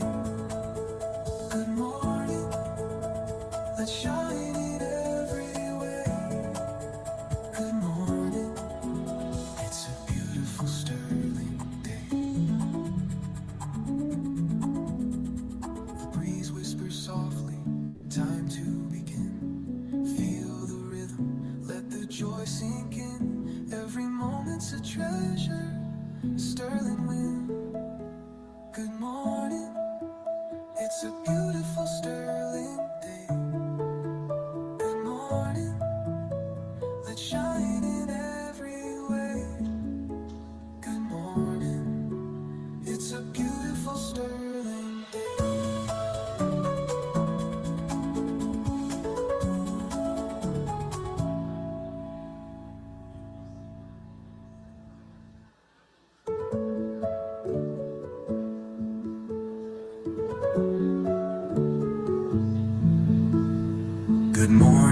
sun, you're here to stay, lighting up the skies in a golden array. The world is waking, dreams underway. Good morning, it's a beautiful sterling day. Good morning, let's shine in every way. Good morning, it's a beautiful sterling day.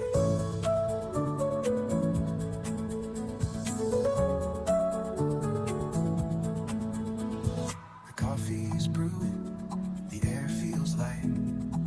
Every little thing is just feeling right. Step into the world, heart shining bright, bright. Good morning, it's a beautiful sterling day. Good morning, let's shine in every way. Good morning, it's a beautiful sterling day. The breeze whispers softly, time to begin. Feel the rhythm, let the joy sink in. Every moment's a treasure, a sterling wind. Good morning, it's a beautiful sterling day. Good morning, let's shine in every way. Good morning, it's a beautiful sterling day.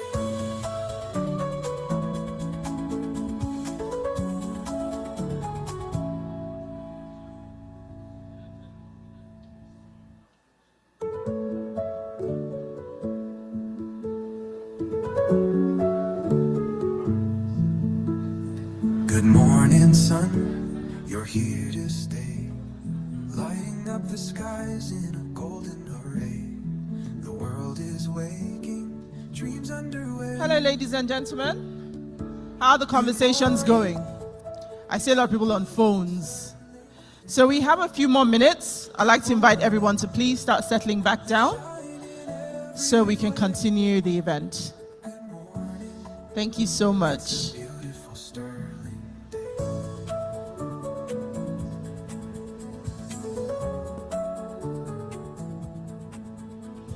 The coffee's brewing, the air feels light.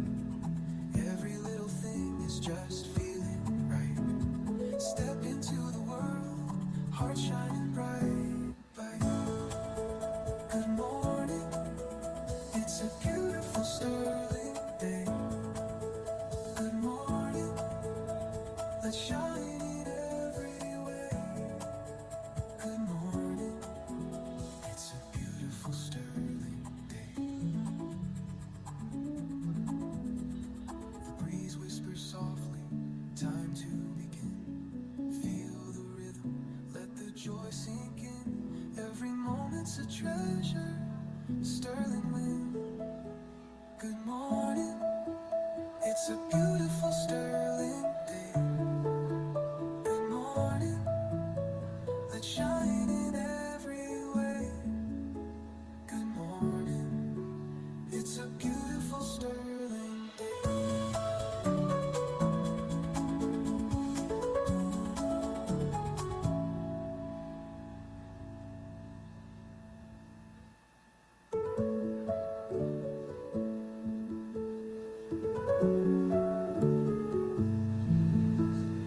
Good morning, sun, you're here to stay, lighting up the skies in a golden array. The world is waking, dreams underway. Good morning, it's a beautiful sterling day. Good morning, let's shine in every way. Good morning, it's a beautiful sterling day.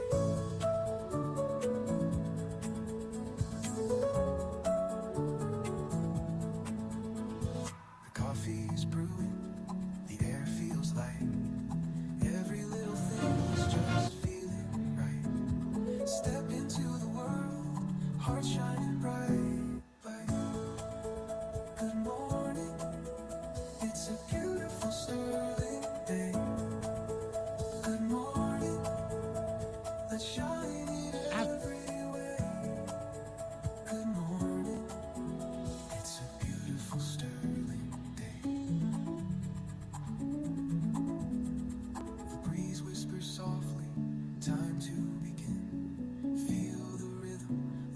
joy sink in, every moment's a treasure.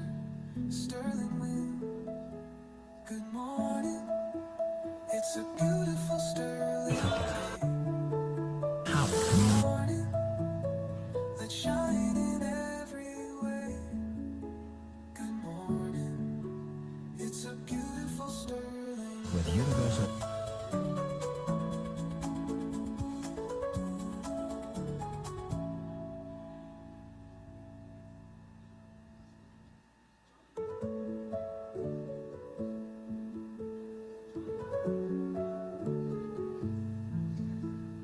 Good morning, sun, you're here to stay, lighting up the skies in a golden array. The world is waking, dreams underway. Okay, welcome back, ladies and gentlemen.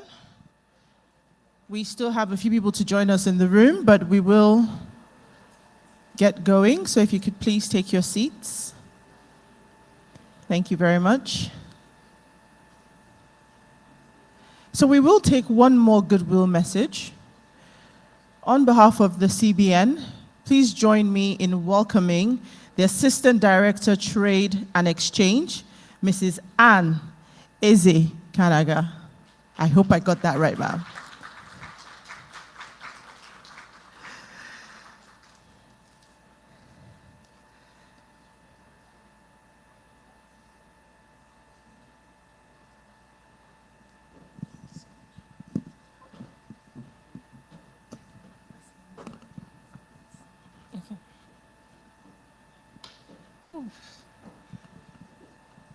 Good afternoon, ladies and gentlemen. My name is Anne, and I am representing the Director, Trade and Exchange Department, who is unavoidably absent. She has a goodwill message. Her name, is Mrs. Aderinola Shoneko. She has a goodwill message that I would read.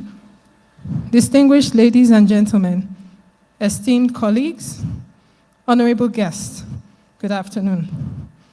It is both a privilege and a responsibility to speak on a topic that sits at the very heart of Nigeria's economic future, the transformation of our non-oil export sector as a pathway to reclaiming economic sovereignty. For decades, Nigeria's economy has been heavily dependent on crude oil exports.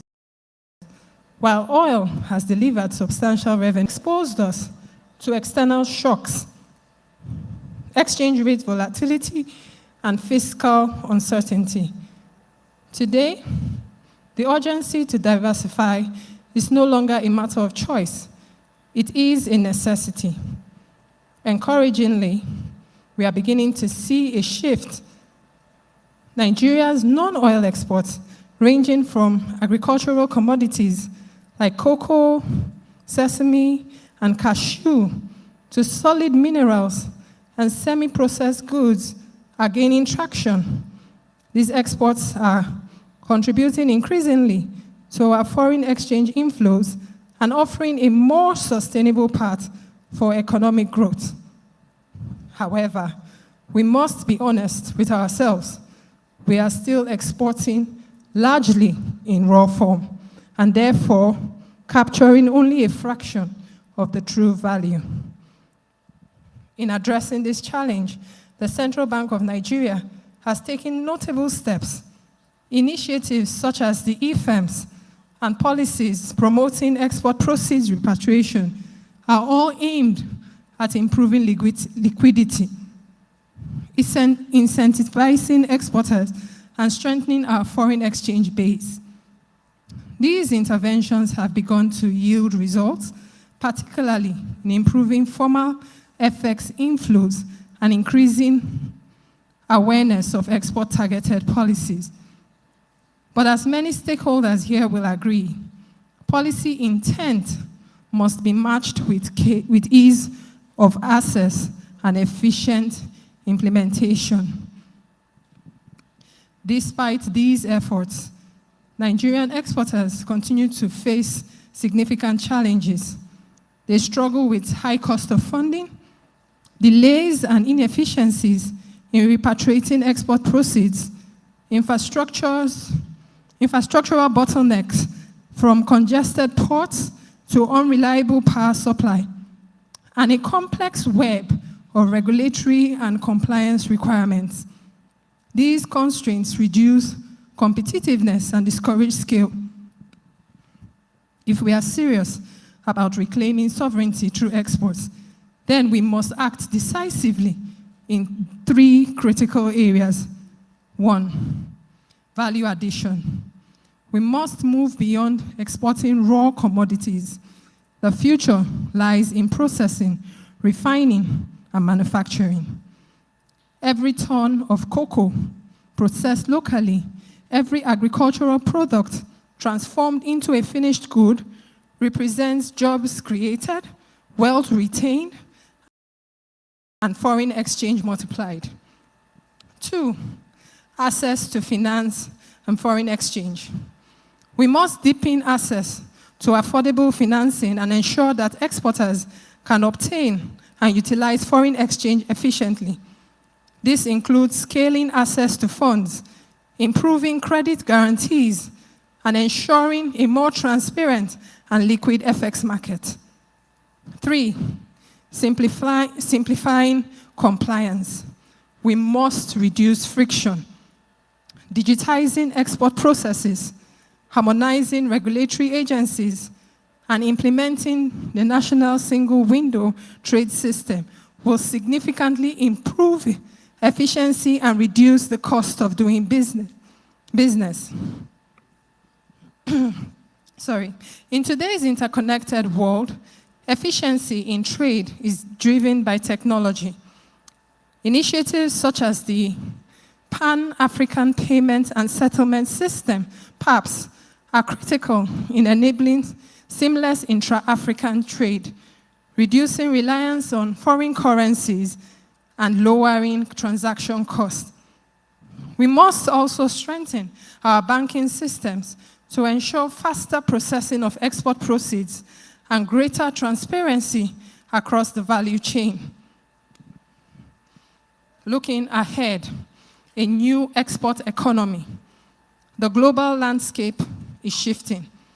There is growing demand for sustainable and organic agricultural products, processed and packaged foods, critical minerals for the green energy transition. Nigeria is well positioned to take advantage of these opportunities, but this will only happen if we are deliberate. If we invest in value addition, strengthen institutions, and empower our exporters, then non-oil exports can become a reliable and sustainable source of foreign exchange. In conclusion, distinguished ladies and gentlemen, reclaiming Nigeria's economic sovereignty is not a distant aspiration. It is within reach, but it requires a shift in mindset, from exporting raw materials to exporting value, from fragmented systems to coordinated execution, from dependency to resilience. This journey will not be easy, but it is necessary. And with the right policies, the right partnerships, and the right commitment, Nigeria can build a non-oil export sector that is competitive, compliant, and globally respected. Thank you.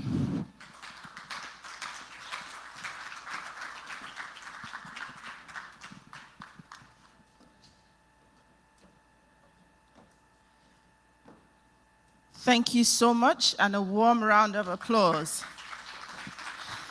for Mrs. Anne Eze-Kanaga. So, ladies and gentlemen, it's been a wonderful day so far. We've spoken about exports and value creation, but none of this happens without resilient organizations, without companies that can face all the challenges and still come out on top. As chief storyteller for today, I think the chapter that we're in right now is one of leadership. And our next item on the agenda is a conversation that focuses on how to build resilient businesses, resilient African businesses. So, to moderate this wonderful fireside chat, I'd like you to join me in welcoming Mr. Kayode Oyebangbose. He is the Group Head, Credit Risk Management here at Sterling, and he will be introducing his speakers. Thank you. Okay. Ladies and gentlemen, good afternoon once again. So this session is going to be very strange in the sense that it's not going to be a business as usual. We will speak all manner of languages, we will speak all manner of conversation, and that's why it's not a panel session like the serious one that Mohammed led. We want to have a chat.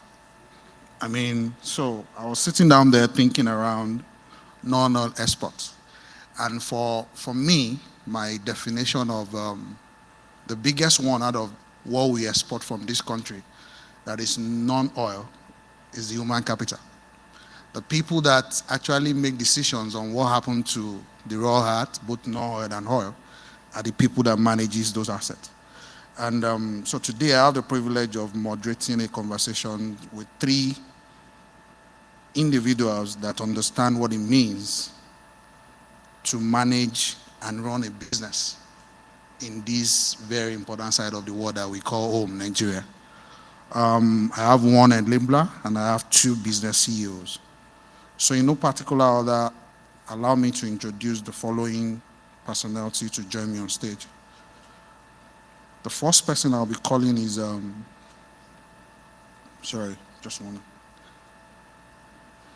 Group MD of NICET, Barrister Annabel Kamuche. Please a round of applause for her.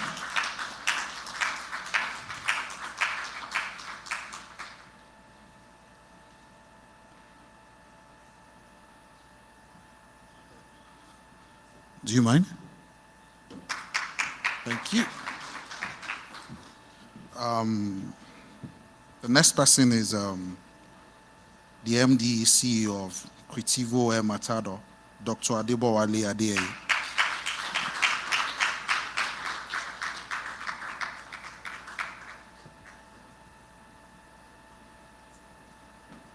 There's no need for me to extend my hand.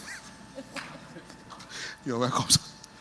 And the last person to join us is the Deputy MD, Dr. Brian. Pardon me, I'll try my best to call this on him. Shembuya. Thank you.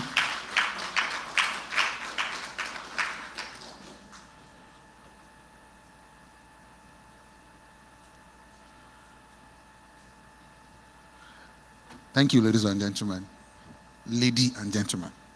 Okay, just like a small intro on why or what we're going to be talking about before I sit down. So I have here written or scribbled down saying that Nigeria is blessed with an immense pool of entrepreneurial talent, abundance of natural resources. And the interesting thing is that Nigerians, the way we are wired, we are capable of surviving and excelling anywhere we find ourselves in the world. And for us, in Sterling, what we're trying to do with this fireside chat, although I'm supposed to be in the meeting, but don't worry. Don't just sit down. We'll do it. All right. Do you guys have? There's one more here. Okay, good. All right. So as I was saying, this country is very blessed when it comes to human capital. The country that we find ourselves is a very tough environment. But what we've seen historically is that even the people and the character that exist as Nigerians are wired tougher than the situation that we find ourselves. In the last 3 years, or let me go 4 years, to make sure that I'm practically covering the new phase that we find ourselves in this country, is being a whirlwind of happenstance and circumstances that is within our control as citizens, without our control as policymakers, industry enablers, and especially CEOs. My first set of questions is going to be applicable to all the three of you, regardless of what you do as a business enabler or as a business owner. And the first thing here is saying that the operating environment has been very significantly changed. It depends on, let me use the word of Akpore, the literature you are looking at, positively or negatively. But my question to you three is, and I'll start with the lady in the room, Barrister. As a CEO, especially from your perspective as NICET, how have you been able to steer your business through this very dynamic change that has happened in the last 3 years as it relates to leadership qualities? Okay, thank you very much, and good afternoon, everyone. As a CEO, one of the things I've tried to do, especially because we are in the compliance sector, and the compliance sector in Nigeria is very gray. A lot of people don't understand compliance, and we are not just in the compliance sector, we are providing services as it relates to voluntary certification, which a lot of people don't know yet. So you have to think outside the box, and you are competing with the likes of Bureau Veritas, SGS, Contechna, those who are maybe like, some of them are even maybe 80, 100 years old and multinationals. And Nigerians have a lot of affinity to foreign people. They want to see white faces. So if you are not white, they believe you don't have the capacity to do right. So one of the things I've tried to do as the CEO and the founder of NICET is to think outside the box. What do we really want to do? And as the non-oil export sector evolves, there are a lot of demand for food safety regulation, food safety certifications. So we are looking who are our target markets. I told my people just recently, I said, I don't want to compete with Bureau Veritas and SGS. Let them take the big guys. I'm looking for the 80% MSMEs who are interested in going into non-oil export. And how do I want to do it? I want to profile solutions. I want to become a household name. I want NICET to become a household name because I want to be able to say, look, we are creating a program, for instance, cluster export, where people will come together. We've even gone a step further to say we would also find a market. Let us use the market access as a stimulator for our certification business. In doing that, we are now able to do what Bureau Veritas won't do, what SGS will not do because they are the big guys, and provide the kind of, solve the problems that MSMEs. So if you talk to MSMEs, their problem is finance, their problem is access to market. We might not be able to give them finance. We can point them to the likes of Sterling and other DFIs that are able to, or development organizations that will be able to give them money. But we are also able to give them access to market because we know what the market requires. We've been able to get people who are interested in buying products that Nigeria has comparative advantage. And then we put our stamp as an assurance that those people have been able to comply with the standards. Thank you very much. Thank you very much. That was very apt. Dr. Afolabi, thank you. Thank you very much. Let me start by saying there are no perfect solutions or answers. As a CEO, one of the key things you need to understand is the buck lies or ends on your table. You should be ready to take the bull by the horn. For me, it's been a series of years of understanding that resilience starts with adaptability, knowing that each situation, each scenario has a peculiar way of being addressed. At the start of this year, nobody would have thought that the big guy in the US would say, let's attack Iran. And then the snowball effect of that. How would it affect our lives or livelihood as we know it? How would it affect logistics? How would it affect shipping costs? How would it affect even the small older farmer in the farm because of the rising cost of inputs. So you need to understand that adaptability to situations is important. There's no textbook that teaches you that. It's also important to know that clarity of purpose is not something you can joke with. I say that because in the midst of all the storm, all the noise, that's what helps, right? It's also free. That's your biggest asset. In Creativo, we have a project that in about 7-8 weeks would come upstream.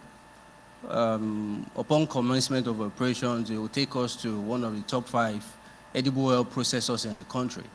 But when I tell people that that project was envisioned,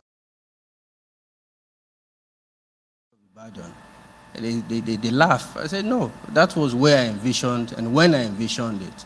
And in the space of 10 years before we started building, a lot of reformation, refinement has gone on. We've revamped the idea, we've scaled up, we've done a lot of inputs. But one thing we never lost sight of was clarity of purpose. We continue to build.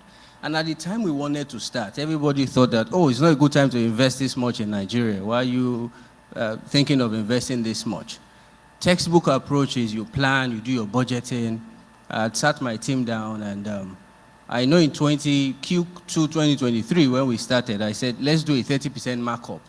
And everybody said, no, that's too much. I said, well, for variation, for certain circumstances, let's do a 30%. I mean, we had a bit of back and forth.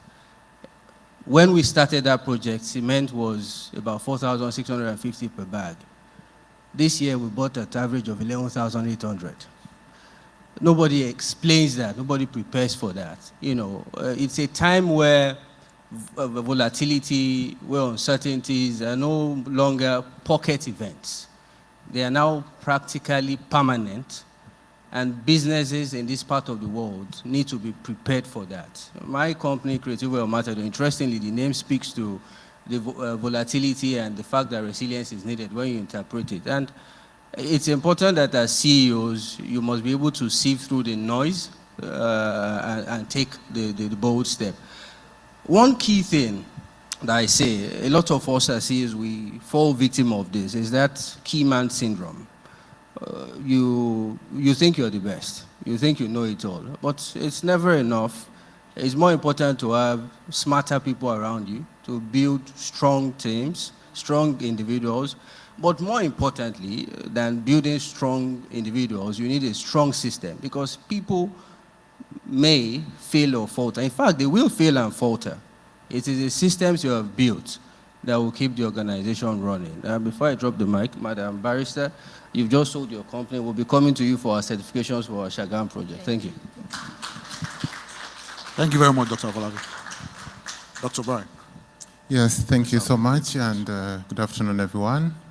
As I mentioned earlier, I come from Uganda, so I've had a chance of working in different markets. So Uganda market, steel export business, Kenya, and now Nigeria. I work with a company called Ecofin, Eco Organic Food Industries. We took over the processing of cashew nuts from a factory, a 20,000 metric ton facility, originally owned by Julius Berger. We took it over last year, and now we're running it. One of the biggest challenges coming into the industry were picking up something, and as he has mentioned, that over the past few years, things were volatile. So we're picking up this thing, if I may call it, from somebody who was facing challenges in running it, and we have to make it work, you know, with all the volatility that we're talking about. And it's been really a learning process, you know, taking it up, making it run, and make a business case out of it. It's been a lot of learning. But one thing that I pride myself in, or we pride ourselves in, are the people that we work with, you know, our people, and how we empower the people. As my colleague has said, things will happen. You can't plan for everything. You can't anticipate everything. But if you have smart people around you, and if you can empower those people to do the right thing, then they are able to catch some of these things early, and they are able to pivot and find, you know, better ways of doing things. So we are one of three things that I really emphasize when, in such times is, one of them is really being very clear in our communication and bringing the people you work with on board, to know the direction you're taking, what you're trying to build, what you anticipate to get at the end of the day, so they can build it with you, trusting their ideas, creating that environment where they have the psychological safety to share their worries and fears, and being able to also guide you, where you hopefully will get into problems. And of course, empowering them, distributing autonomy to be able to make decisions, certain decisions on their own. Obviously, yes, there are some can be cascaded to you, but people feel empowered when they can make certain decisions. And of course, also, helping them, building that positive mindset culture. Earlier on, when the professor presented or made his case, I asked a question around, what is the positive side of things? How can we look at it from in a different way other than painting all this great picture? That positive mentality is very important. Sometimes you don't have always to strive for perfectionism. Good enough is sometimes perfect enough to move on. And that's a culture that I want the team to always appreciate and know that we can get over the obstacles and move on, because a lot of it is really outside our control. But when we put our brilliant minds together, the brilliant team that we have, we can always get over those obstacles. Excellent stuff. Thank you very much. Thank you. So, in your answers, I think you guys have you practically covered two of my other questions. So let me just move to this one.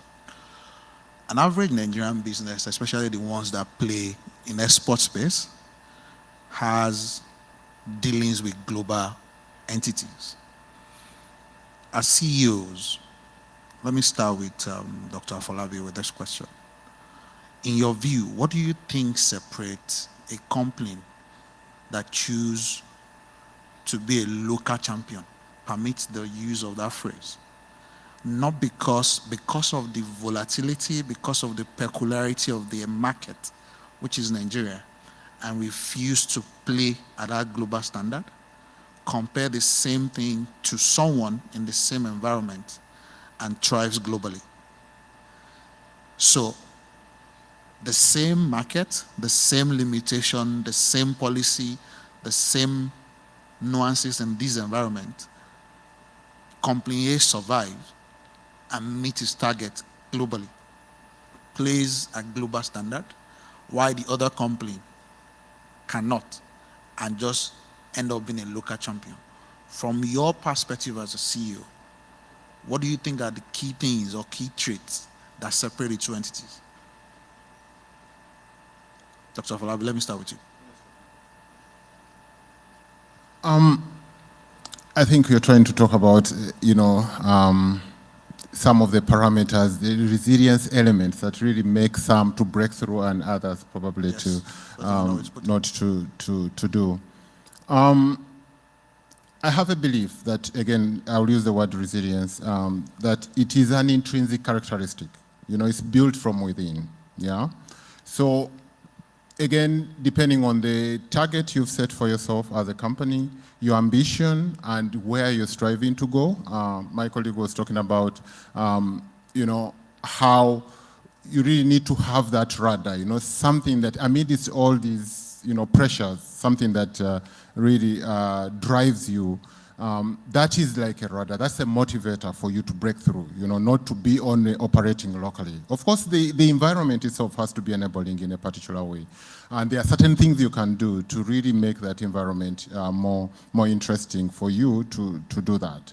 A few things that I've learned of the Nigerian environment for the few months that I've been here, is rather a very high cost of, it's an environment that is really high cost to operate for many different reasons, and I don't want to repeat everything that everybody has said here. So meaning that for you to manage those costs, you really need to have some good capital base, either from your, equity or financials, that really help you to go over all those hurdles. Because at one point, if you have money to have all the stocks you want, at another point, you'll have all delays, logistically, or even the clearing, and you'll not have everything happening. As my colleague was talking about how long it takes even to get a container through the port, and that will always affect your cash flow, at all those different levels. So, as a company, you really need to, yes, appreciate that's the operating environment. It's very high cost, very, again, thin margins, because the more you pay, of course, the less you'll have at the tail end. So then it implies that actually for you to operate successfully, you need volumes. You need to build enough volumes for you to ultimately make the money at the end of the day. So for a business that can't do that, and mostly, most SMEs will not do that, because first of all, they don't have the deep pockets. Secondly, they don't have such infrastructure that will enable them to do the high volumes. They will always remain local champions, because that's really where, how far they can go. But if you build some alliances, either with the big players or, locally or, across the borders, then probably that can help you, to aspire a little bit, bigger than just being a local champion.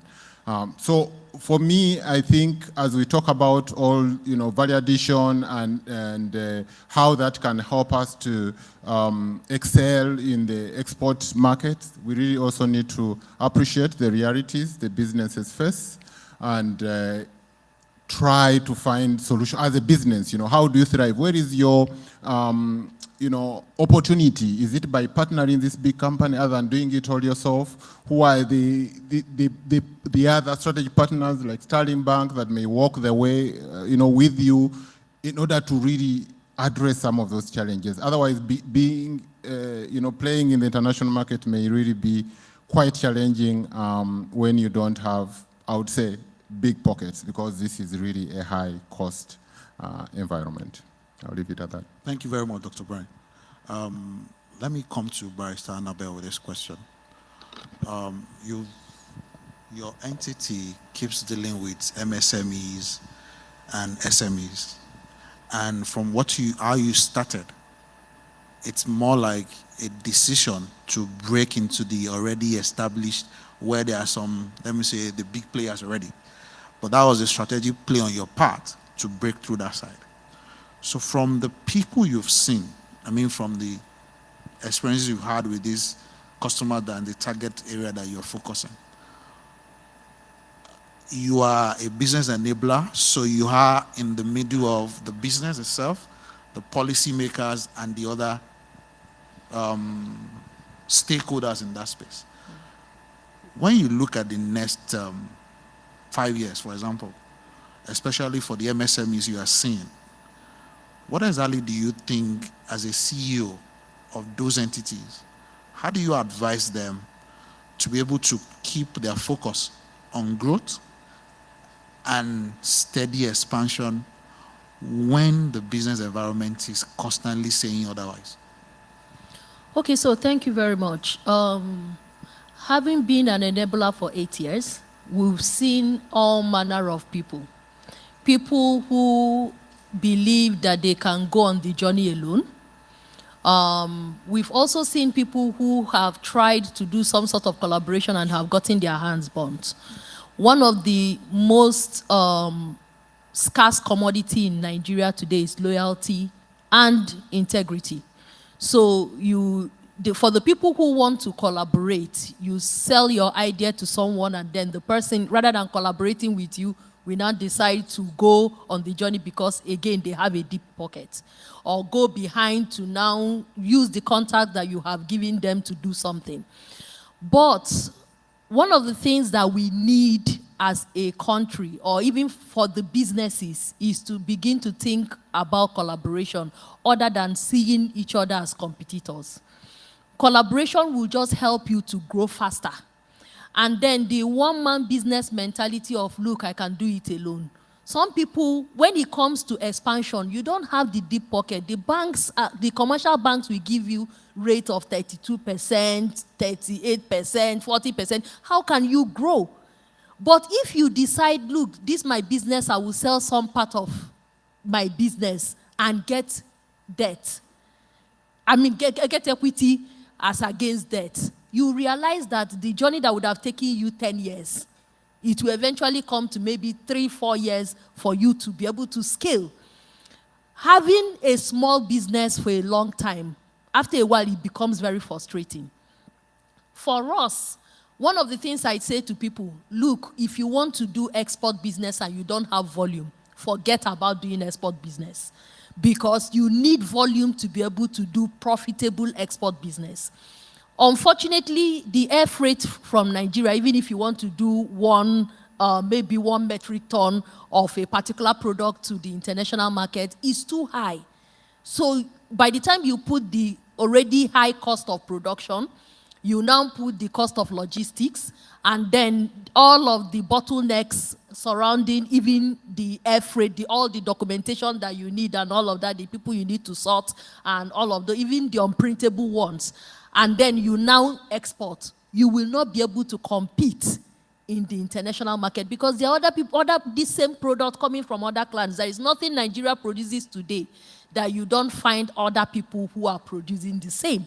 And again, if you don't have large volume, you will not attract the real people who are either end users or people who would, or even the supermarket chain.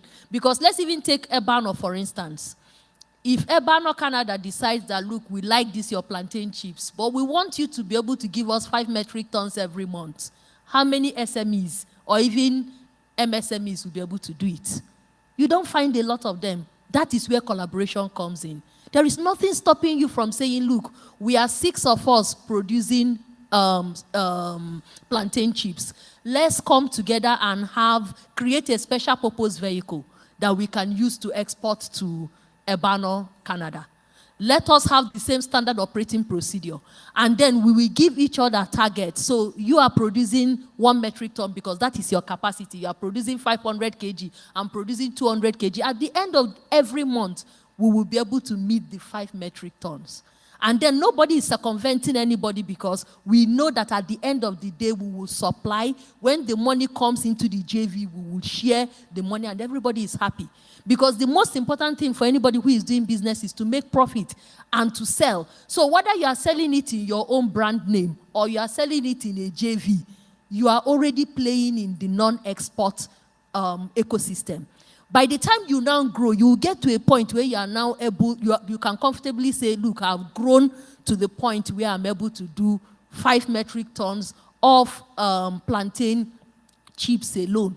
Unfortunately also, you realize that people don't have traceable product because they are not, we have a lot of broken chain. We don't have supply chain. Supply chain is where you have one activity feeding into the other.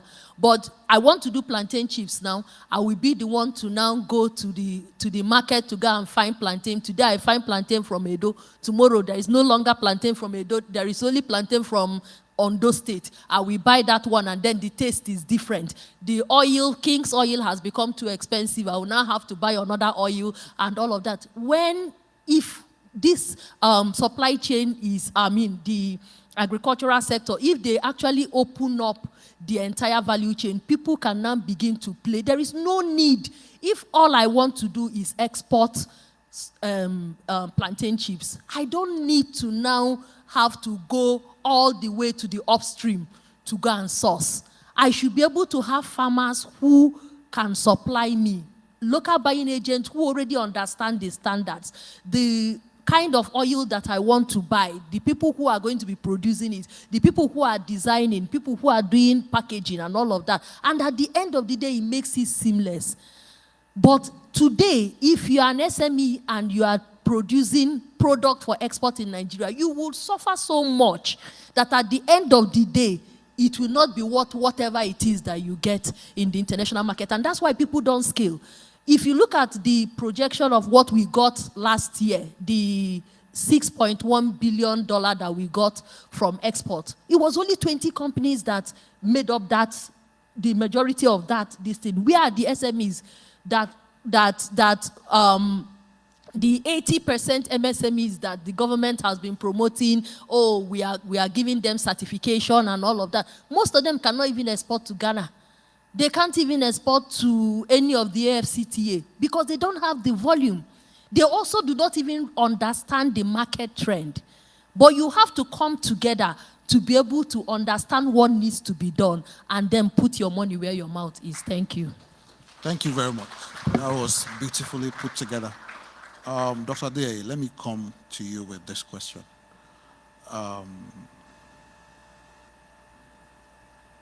From your perspective, what do you think financial institutions and policymakers can do differently to support exporters to fully unlock the potential that is in this space and to the overall benefit of the country? What are those things? I don't want you to say, I don't want to give me, how do I say it now? I want you to give me like 1, 2, 3 things that is your pain point, things that maybe you've discussed are different for things that has been something that is major and you've seen over the course of doing business in the country, that you believe that if there's a partnership between FIs and policymakers, there's a whole lot of ripple effect positively that the space can benefit from and overall as a country. Thank you. Whilst not particularly trying to lay blame to, or apportion blame to anybody here, it's been decades of talk, decades of policy making, decades of rhetorics. In fact, I've read reports as far back as the 60s and 70s saying the blueprint, the plan, the policy, and all that. But it's mostly lip service. We need to get to the point where we go beyond talking, we go beyond policy making and legislation and back it by ensuring that the real actors are a part of whatever we're discussing. You can't come up with policies in isolation. You sit in Abuja or wherever and come up with policies and you try to superimpose it. Let's talk AFCTA, for instance. Within Africa, over 1.4 billion people, over $3 trillion of economy. The market is huge. I speak from experience. It costs me much more less to export my processed cashew, ready-to-eat cashew, from Nigeria to France than it costs to export it to Kenya. You don't have the enabling infrastructure. What trade can you promote? You talk all these sweet things, but the real investment in what would enable this trade to operate, to move smoothly, we're not doing it. Why don't we have rail systems that will move from Alaba Market or Kano all the way to East Africa without any bottlenecks? Why do we have overlapping regulatory agencies and institutions? Quarantine will tell you bring this. In a different nomenclature and name, NAFDAC will tell you bring the same thing. Then you get to the port and Customs and Immigration and NDLEA are haggling over who needs to do what. That bottleneck needs to be addressed. All the talk of ease of doing business needs to translate into actual ease of doing business. Financial institutions, I would say, some are doing their bit. A lot more can be done. Business owners, Oliver Twist, will always ask for more. But they're also constrained within the ecosystem of what the macro and micro says. If CBN says your NPR is 5, this commercial bank will not come and lend to you at lower than that. I was reading a report saying Japan increased their interest rate to 1%, first time since 1995. This is the same global market where we're all competing in. I get my local funding at 29, 30%. Somebody from Japan gets at 1-2%. It's pure madness if you think I stand on equal footing or I stand a very great chance. So the way around that is you begin to sell something unique, which is what some of us started doing. Difficult. As far back as 2018, we stopped exporting raw cashews.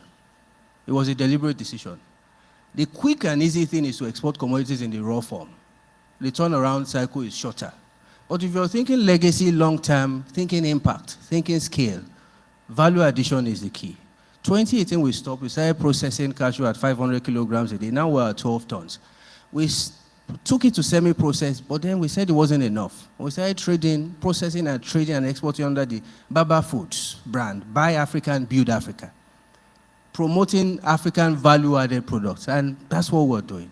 We did it overnight. A lot of obstacles. Investing heavily in certifications, FSSC, organic certifications, halal, name it. It costs a lot, but you have to do that as a business owner before you would even be listened to. The last, going back to the policy guys, who I do think that we all need to come together and always talk to them, is that you need subject matter specialists when these conversations are had. Not everybody has to be in the room. But it is sad that when you find people who are debating, discussing, engaging on subjects around agriculture or anything, it is people who are poles apart from that subject, who then rely solely on secondary data that has been put together by a group of consultants, heavily paid, who sit in one room and whip up data from the internet. And you see a lot of that. But the real players, when you see some of these numbers, you then begin to wonder, where was this manufactured from? Was it from the jungle of Sambisa or somewhere on the IC? You know, but a lot of work needs to be done. The banks are doing their best. A lot more needs to be done. Some of them don't like us. Interestingly, the person moderating this panel, I had the introduction. I said, these are the guys they don't like in the bank, credit risk guys. You know, we need more of people who understand these businesses, because you need businesses, or you need products that are retrofit, tailored to suit each business. If I come to you, I'm an agri-business, and this gentleman here, who I understand is into cashew processing, comes into agri-business, then there's a third person who is into pure trading, and you give us the same product paper, it's not going to work. So you need a lot more input from us in developing your product paper and giving us products that would work. Thank you. Excellent. Thank you. Thank you very much. So according to this board, my time is up, but there's something that I have to do, and I'm going to ask it in form of a question and also like a sensitization. So effective June 1, 2026, the CBN, speaking about the policy makers, and I'm going to check carefully here right now, because those are my own bosses. They are not yours, but they are mine. The FS manual has changed. And one of the core things that speaks to export business is the rule around repatriation of NSPs. Over the last 3-4 years, there's a fine that customers are expected to pay for delayed repatriation. Now, the banks is going to also pay a fine based on the unrepatriated NSPs. So what that means is you're going to hear some conversations with your banks around that NSP repatriation. So as part of my own sensitization, as also information gathering, in one minute to the two of you that are exporters, what exactly historically has been, why do you guys have problems in repatriating NSPs within the specified tenor? 1 minute. You know our time is up. 1 minute. Let me start with Dr. Ade, then I'll come to you, Dr. Brad. Minutes will not be enough to do justice to that, but I'll keep it brief because I also have school errands to run. The dynamics are always different. This is free knowledge, which I hope to share with you later on. In cashew processing, for instance, you want to be very sure of the humidity, relative environmental conditions at the time you're processing. So if, for instance, I need to process at this time, and I want my kernel as crunchy as possible, whether semi-processed or fully roasted, and I need a container to have arrived before I start processing, or the time I'm loading, then, which happened to me recently, then the shipping line, because we don't control the variables along the lines of logistics, not domestically owned shipping line. Just like with the airline business, you only have a few who fly regional and Airpeace now. The shipping line decides to change the CEO, and they bring a Chinese from China who says all containers are visualed out and placing an embargo. I'm only attending to Chinese-owned companies that are trying to export. And then you're at the mercy of that. You're caught in between the devil and the deep blue sea. Do you forcefully go ahead and compromise on quality, or you wait and engage that customer to say, look, this is not a very great time. Logistics has worked against me. Let's reach an agreement. Bear in mind, you already opened an XP. And your bosses, like you said, are breathing down your neck. Repatriation must come, repatriation must come. They don't understand it. It's all textbook approach. And it's a waste of time if we continue to flog a dead horse on the same issue when the real issues are not addressed. It is not in my place, thinking of expanding from 12 tons to 25 tons to 50 tons, to begin to think of how to fix infrastructure that government should be able to fix. My factory in Kano, for instance, the whole neighborhood had no electricity. We fixed road, we brought power, we sat with PAC and said, don't worry, when you buy transformer, you buy cables, we'll give you electricity, we'll put you on red line, blah, blah, blah. We invested over 40 million, do part of CSR and all that. We enjoyed it month 1, month 2, month 3. By month 4, stories changed. We went back to the diesel, we've gone to solar now. That's expensive capex. There was a period we were processing, and for 1 week there was no power supply. If you run processing, you will know how cumbersome these things can be.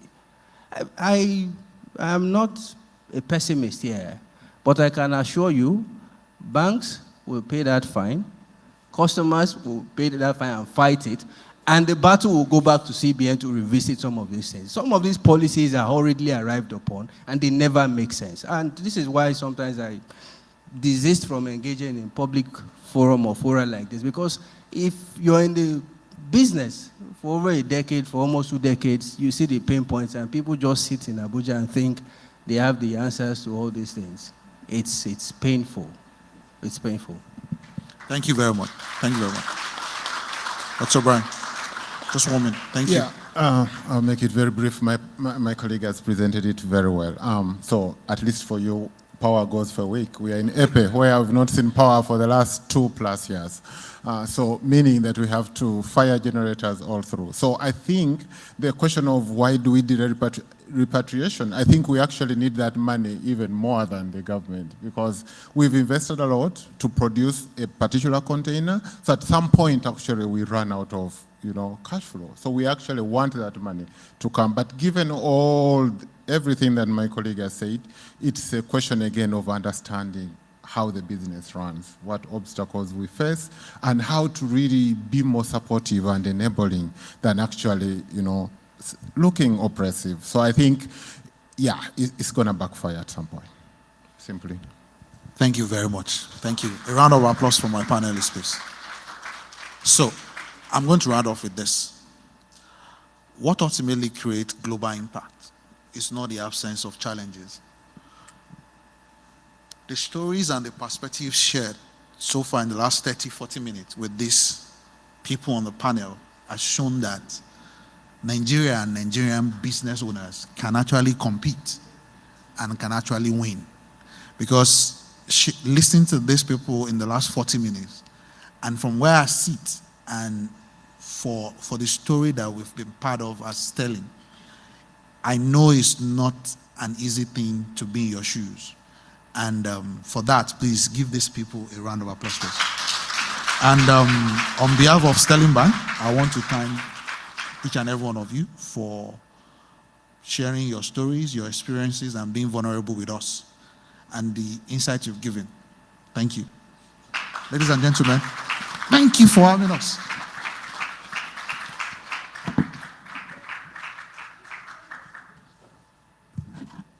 Okay.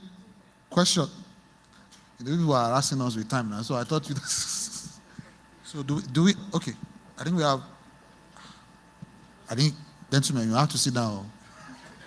I'm sitting down. Okay. How do we do this? Chooks, please, can you hear me share? Thank you.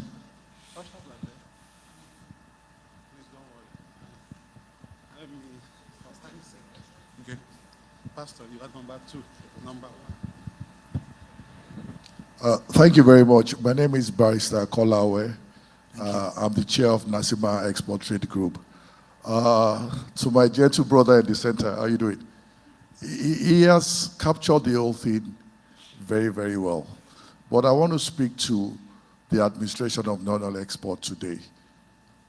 I do not understand, like he said, why we don't get expert in managing the administration of non-oil export. It's totally out of place. If you look at the Nigerian Export Supervision Scheme, look at those that constitute the technical committee that make these laws on export. They are all ministers. All of them, the 11 of them, they are ministers. How does minister understand trade? How does minister understand export? Those are the key problems we have in the country, even in the banks. For example, the owner of, I called the airline, Harike, I was very close to him. He said when he wanted to start the airline business in Nigeria, that he couldn't get funding in Nigeria, he had to go to South Africa. That his first meeting in South Africa, they flew in a pilot that has flown British Airways for like 20 years to be in the meeting as an expert input into the funding. If we come to you for funding for export, you don't even understand the difference between Zobo and hibiscus flower. Then you start coming from the angle of risk, and then at the end of the day, we don't get the funding. We need to change the administration. The Nigerian Export Supervision Scheme Technical Committee should compose of export, and that's why they make a law, they go back to reverse it, like he said.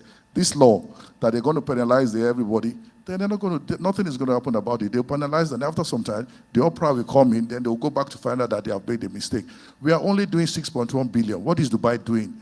Dubai is doing $333 billion, and we're doing 6.1 billion, and we are putting financial obstacles to repatriation. Then we're still going to have so much problem. And thank you very much for all what you've said since morning. I really agree with you completely. Thank you. Thank you. Thank you very much, sir. And maybe two quick feedback to you on that. So on the policy part that you mentioned, there's also why we sensitize the audience. And part of the conversation is to also go back with some of these findings to the regulator about it, and hopefully we can be able to achieve or at least go back with the feedback. And thankfully, we also have a representative of the regulator in the house, the madam that spoke to us a few minutes ago, and I'm sure, I'm not looking at her because I have no permission to, so I'll just keep straight to looking at the mandate. And when it comes to expertise regarding the space, so there's a saying that says that if you don't blow your trumpet, nobody will do it.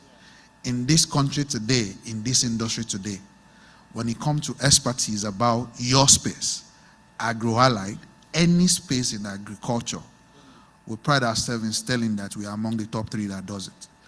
Earlier in the day, my divisional was saying something about 20% of my portfolio, loan book, which is in excess of 2 trillion, is dedicated to this space.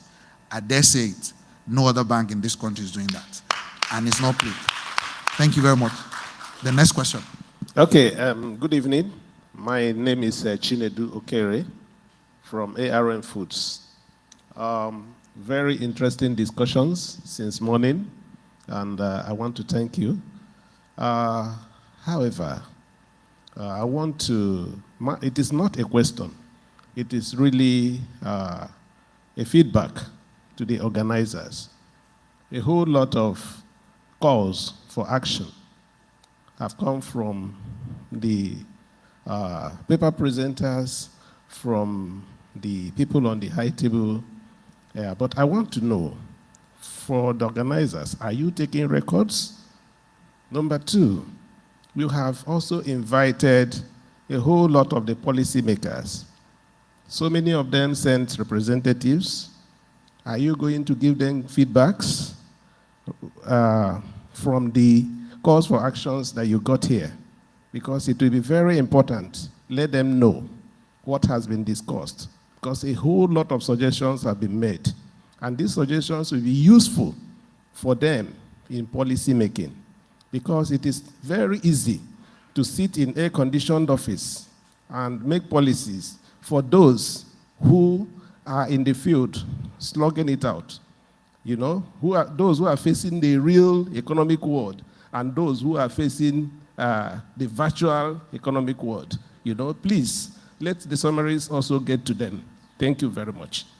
Thank you very much, sir. And so let me try and react this way. During the network session, the representative of one of the directors from SON was asking the divisional head, which is the chairman organizing committee, about the task she gave to us in the last 12 months. So when it comes to our relationship with policymakers, I can assure you, sir, these feedbacks get to them, and we're also seeing some already being implemented. You recall that when she was talking earlier, she referenced some certain things being on their website now. Those were some of the feedbacks that we got from last year's session. And there's recording both in videos, audio, and some people are also taking note. The one that speaks to the bank will do it. The one that speaks to our DFI partners will engage. The one that has to go to regulators will try our best to do it. Emphasis on the regulator, the feedback can be delivered to them. The ultimate call still sits with them. But advocating, we'll keep doing it. Okay, my chairman, I want to say. Good afternoon once again, everyone. Without taking anything away from what Kayode said, you've made a very important observation, and we are taking note of it very seriously. But just to, some of the issues are within our control as a bank. Others are not within our control. All we can do is to put pressure in the right places. I'm using style to look at my regulator, right? But the assurance I can give the House is that the ones within our control will get them done. And I'll give you an example. The maiden event happened last year, about 12 months ago. One of the things we said we would do is launch the Sterling Non-Oil Export Academy. That academy is launched with a very reputable organization, EDC Pan-Atlantic University, and we've graduated the first cohort. We graduated them 2 months ago, about 23 exporters and would-be exporters. So we will, your feedback is taken. The ones within our control, with emphasis, we will deliver on. They will put pressure on the right places for the other ones. Thank you very much. Okay, Chooks, let's have it. Yeah, thank you very much. My name is Omishola Gbenga. I'm from Bamgap Consolidated Investment Limited. We are based in Ondo State, or to be precise. I want to commend the panelists. They've done a really good job, and they've laid the foundation for what most of us have been advocating for a very long time. Now, I want to commend Barrister. She mentioned 2 key things that I want us to take home. I call it the 2 C's. That is collaboration, and the second one is consistency. When she was talking, she mentioned collaborating between SMEs, and also she said something about consistency in the products. You know, from you are getting your product from so and so, you have to be consistent with that, and you don't have to do it all alone. I think it's a very good one especially for the small players in this industry. We are into export of cocoa and cashew, and my own point basically is on the question you asked about, the comments about the FX policy that is coming out July 1st on the repatriation of proceeds. I know the 2 gentlemen, spoke a lot about it, but I just want to add one to it. Now, so in the banking sector, you call it speculation, but to us, it is not, because when I ship, I know how much I bought from the farm gate. I know how much I spend, preparing those goods for shipment. When it gets over there, price falls, and I'm hopeful that price will probably pick up again. Because of that, I have to wait. Banks CBN will be breathing down my neck that, okay, NXP must come within 90 days. Or if it doesn't come within the first 90 days, you give me another window of maybe a month or 3 months, making it 180 days, 60 days at most, making it about 120 days or thereabout for me to repatriate, 150 days for me to repatriate these funds back to the country. Without collecting a dime, I've already lost so much. You understand? I ship at 14 naira, and at the time I'm supposed to get payment, price has gone to 10 naira, or maybe 11 naira. I'm looking at it. If I sell now, I'm losing 4 naira at a go. Bearing in mind that cost of doing business that the gentleman talked about is already there also. Congestion in ports is already a factor. You know, freight is not constant. Today is maybe $3,500 per ton.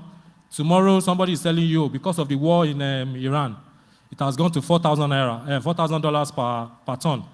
You know, all those costs put together, and you're now asking me to repatriate almost immediately when the goods get there. I have to look at it. Do I want to make profit, or I just want to satisfy the regulators? So that's one of the reasons why let me not say this. Well, madam, can you please block your, madam, the CBN regulator, where is she? Okay, she's over there. Can you please block your here so that I can make this comment? That is why some of the exporters, rather than open NXP, would rather pay to bring in the funds as inflows. It will not impact on the bank. The bank will see the inflow, definitely. You see dollar coming, but you don't know where the dollar is coming in from. But we want these records because we need it. We need these data. You know, when Prof was showing data the other time, everybody was like, "Oh, we can actually grow from a 6-point-something billion non-export to maybe 100 billion non-export, or even more than that." You understand? We can actually grow this number if the policies are favorable to all parties. I say all parties because it starts from the beginning, from the farm gates up to the end users. Take, for example, Ondo State. We talked about, Prof mentioned something about our cocoa production going down. Nobody noticed. Nobody mentioned anything about it. Nobody, paid so much attention. If I tell you that more than 30% of the cocoa that we export in Nigeria is not from Nigeria. We get from Cameroon, from Income, and then from Ilara in Ogun State, from Benin Republic, Ghana, that route and all that. That is where we get the bulk of these things from. But we're not taking consideration. Now, Ondo State government decided to, because some of these farmers are within, the state borders, state government reserves, decide to sell the reserves out to someone else, to a private investor, and you mow down all these cocos, and you expect, increment. But of course, because we still bring in these things, and we still stamp our papers, and we still pay our dues, government feels, oh, we are still doing very fine. Nobody is looking at that for now. But by the time, the likes of Sunbed start doing, okay, let's do production, let's do this mapping thing, this geo-mapping of farms and all that, we are not paying attention to it again. Nobody is talking about it again because we know Nigerians, we don't really comply. Even when there's always a shortcut, or there's always a loophole for us to play in. I call it anyhowness. That's the way it is. So the bank, Sterling Bank, you've been wonderful. I would not. This is the second time I'm coming to one of these your forums. We had one in Akure, and this is another one in Lagos here. You guys have been very, very wonderful. This is out of all the banks we bank with, Sterling has been the one that has been, organizing such events and bringing in people, experts and all that, to make life easier for us to hear one another. By the time I'm leaving now, I have to meet the 3 people on the panel and take their cards, because I know I have something, that, they would need me at one time, and I will need them at one time or the other too. You understand? So this is the kind of collaboration I feel that the bank, can do. You know, that, going back to what Madam said, this is the kind of collaboration that you can actually, you know, you can bring up. Then others will just be that, okay, SMEs, like, I think, was it somebody mentioned about, I'm trying to look at, okay, this agri-hub, you know, that's another way of bringing people in. If you're able to get to the hub, you know, you meet other people that you can actually, you know, collaborate with. And I want the bank also, please, help us, you know, to do more of this. Thank you. Thank you. Thank you very much, sir. And everything you've said is one of the reasons why we said the CEO deserves a round of applause. Please, everyone. Thank you. Uchi. I think we can leave now. Ladies and gentlemen, a round of applause for this wonderful fireside chat. We're taking a quick picture. Akbari, if you'd like to join them, please.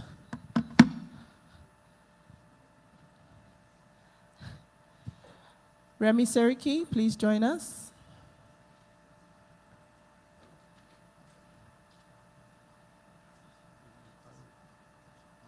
Okay. Can we also have Taiwo Adeomioni join us?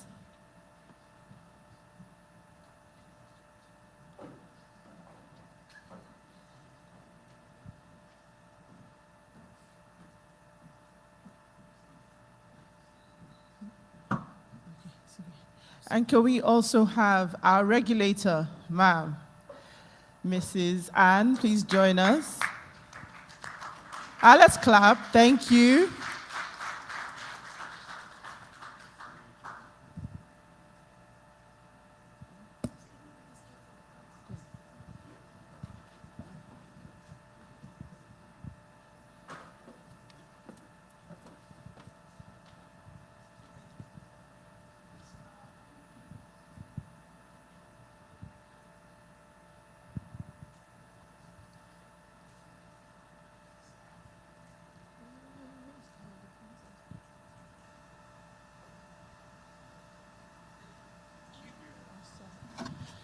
Another round of applause, please.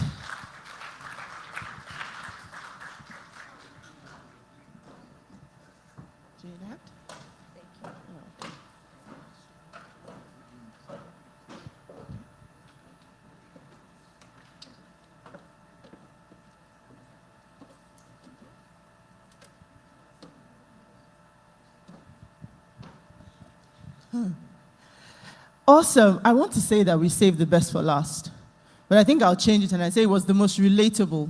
Yes or no? So when I said earlier, if you were here this morning when we started, that I was a storyteller, when Kayode was speaking, Kayode said, we'll blow our own horn. So allow me, as the chief storyteller, to blow my own horn. What did I say when I said we should network? I said your solution is in the room. I said your opportunity is in the room. But I also said something that the room challenged me. I said the value won't come on stage. I said this is the marketplace. Then the stage decided to fight back. Did you notice what happened on this stage just now? Did you notice it? There was one sweet deal that just happened. Somebody sold her market and somebody bought. Clap now. That's the whole point. It was so subtle. You would have missed it. She just gave a wonderful response. And he said, you just solved my problem that I didn't even know that I had. Or even if I knew that I had it, and I knew that you were here, I wasn't quite sure it was you. A round of applause for Sterling Bank. That is, I don't think anything better could have happened for me in this event today. So there's still opportunity. That same opportunity exists in this room. So I am renaming this room the marketplace of opportunities. So please, buy, sell, connect, put your phone down, and talk. But before I tell you don't look at the screen, I'm going to ask you to look at the screen for one more time. When Akbari was talking, he mentioned again the Non-Oil Export Academy. And again, we'll toot horn. Sterling Bank, we put our money where our mouth is. We've been showing you different testimonials since this event started. We have one more for you that showcases the impact that the Non-Oil Export Academy has made on your sector? Please turn your attention to the screens. Thank you.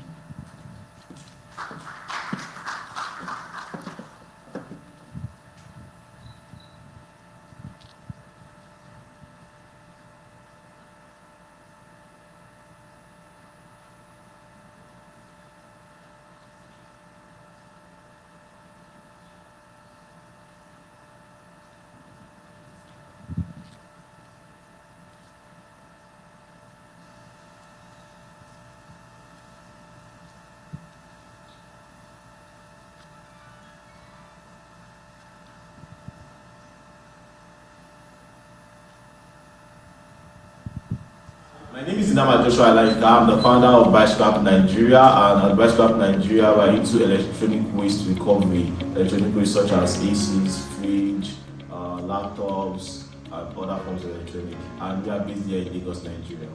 Before joining the Sterling Non-Oil Export Academy, I really did not have any experience in terms of exports. We knew we sold to people that exported the electronic waste, but there was no experience. And after the academy, the classes, I was able to understand what to do, the regulations, the requirements for exports, the type of material that cannot be exported, to ensure that we are not at the loss as a company. So some of the key things I learned during the program also was some of the documents for exports. So for us in the electronic waste, we never knew, not all that they don't export metals. We would have been thinking about exporting it, but through the export academy, we were able to know goods that have been banned from exports, and so many other things, how to finance, and the bill of lading, and so many requirements also in the industry, and also ensuring that we are also certified before we can begin exportation.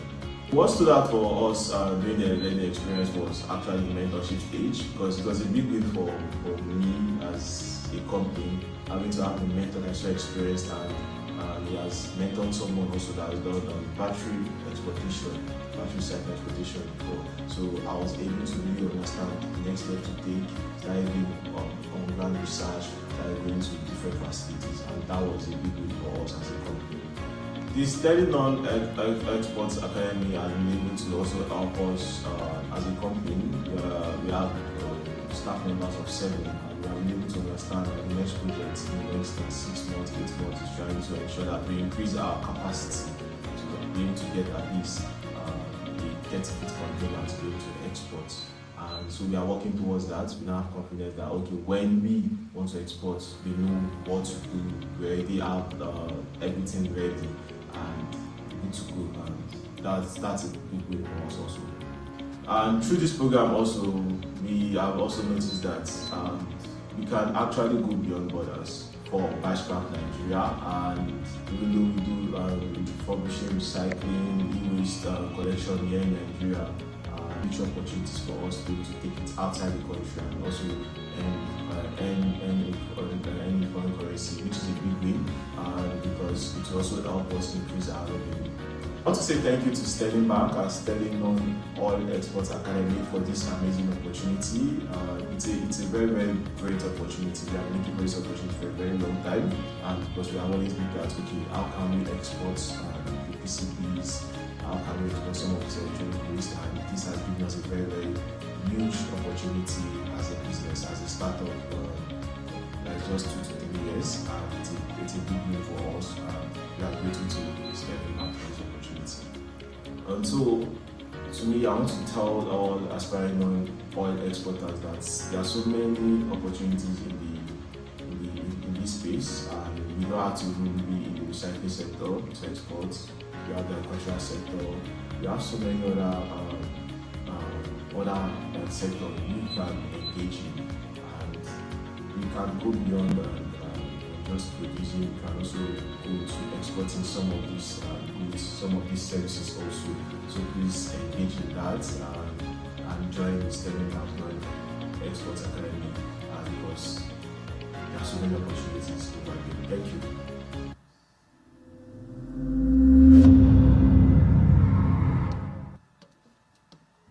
Another round of applause, please, for the Non-Oil Export Academy. If you take nothing away from here today, but I know that opportunities are here, but you tell somebody about the academy. This video resonated with me the most because he went for knowledge. He's not exporting yet. So there is something for everybody for you to take away from this event today. Time indeed does fly when you're having fun, finding collaborators, learning new things. But all good things, as they say, must come to a close. I won't say an end, because it's a close. Remember I said this is a marketplace of opportunity. So if you dash out of the room, the opportunity stays behind, and then you leave it. But we have come through the entire agenda, and we hope that each and every single person has taken something away from this. But we will now welcome, you may have spotted her around here today. She's been operationally responsible for this fantastic event and a subject matter expert as far as all things non-oil exports go at Sterling Bank. So with a warm, warm round of applause, let's welcome Remy Seriki for the closing remarks.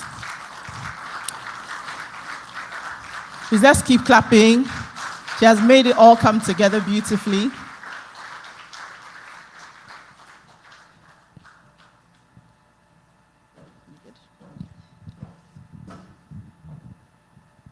Thank you, everyone. I know that it took a lot to get everybody in the room and have everyone seated and listening attentively for the time you've spent here. Thanks for coming. So I'll go right into it. Distinguished ladies and gentlemen, as we draw the curtains today, it's been an insightful non-oil export forum. It is my distinct privilege to deliver a keynote of thanks. First, we extend our profound gratitude to Sterling Bank for the visionary leadership, relentless commitment to initiative and continued financial backing of agricultural and non-oil value chains. To our esteemed co-host and convener, Sombeth, to our collaborators, Nigeria Export Promotion Council, Nigerian Agri-Quarantine Services, NAFDAC, SON, and all the other collaborators that were in the room.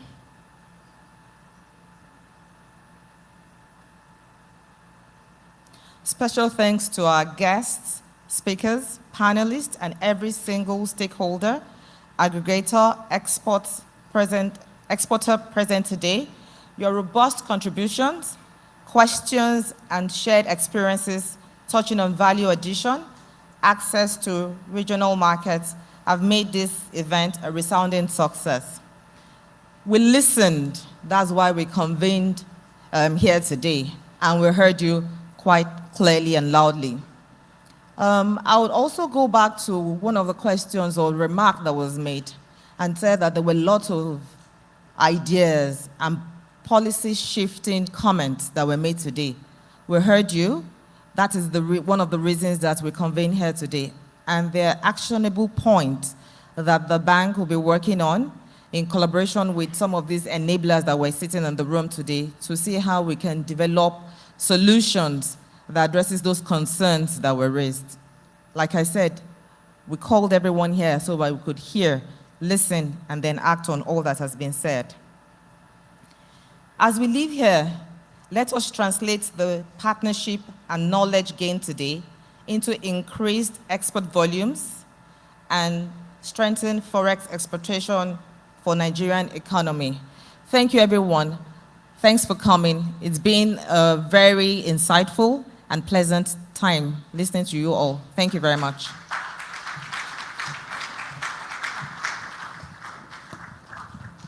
All right, ladies and gentlemen, that brings us to a close. But like I said, I'll say it again because it's the most important thing. Don't leave the marketplace of opportunities without finding the opportunity that has your name or your company's name on it. So yes, so whilst we're networking, we also want to make sure that you're nourished and refreshed. So lunch is also now officially served. in the same room where we had the tea break earlier on. So as you step out of this main room here, just on the right-hand side there, lunch is served. So please enjoy and wish you all a safe trip back to your various homes. My name is Uti Elu, your chief storyteller for today, and I hope you enjoyed this event. Have a great day. Thank you.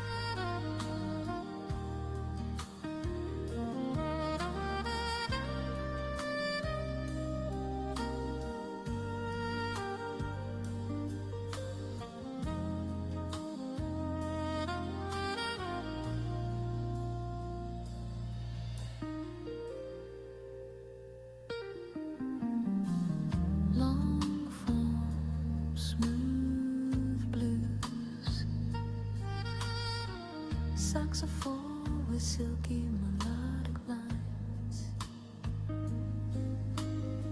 Gentle swing, feel relaxed rhythm, warm remembrant textures, consistent honey move throughout life.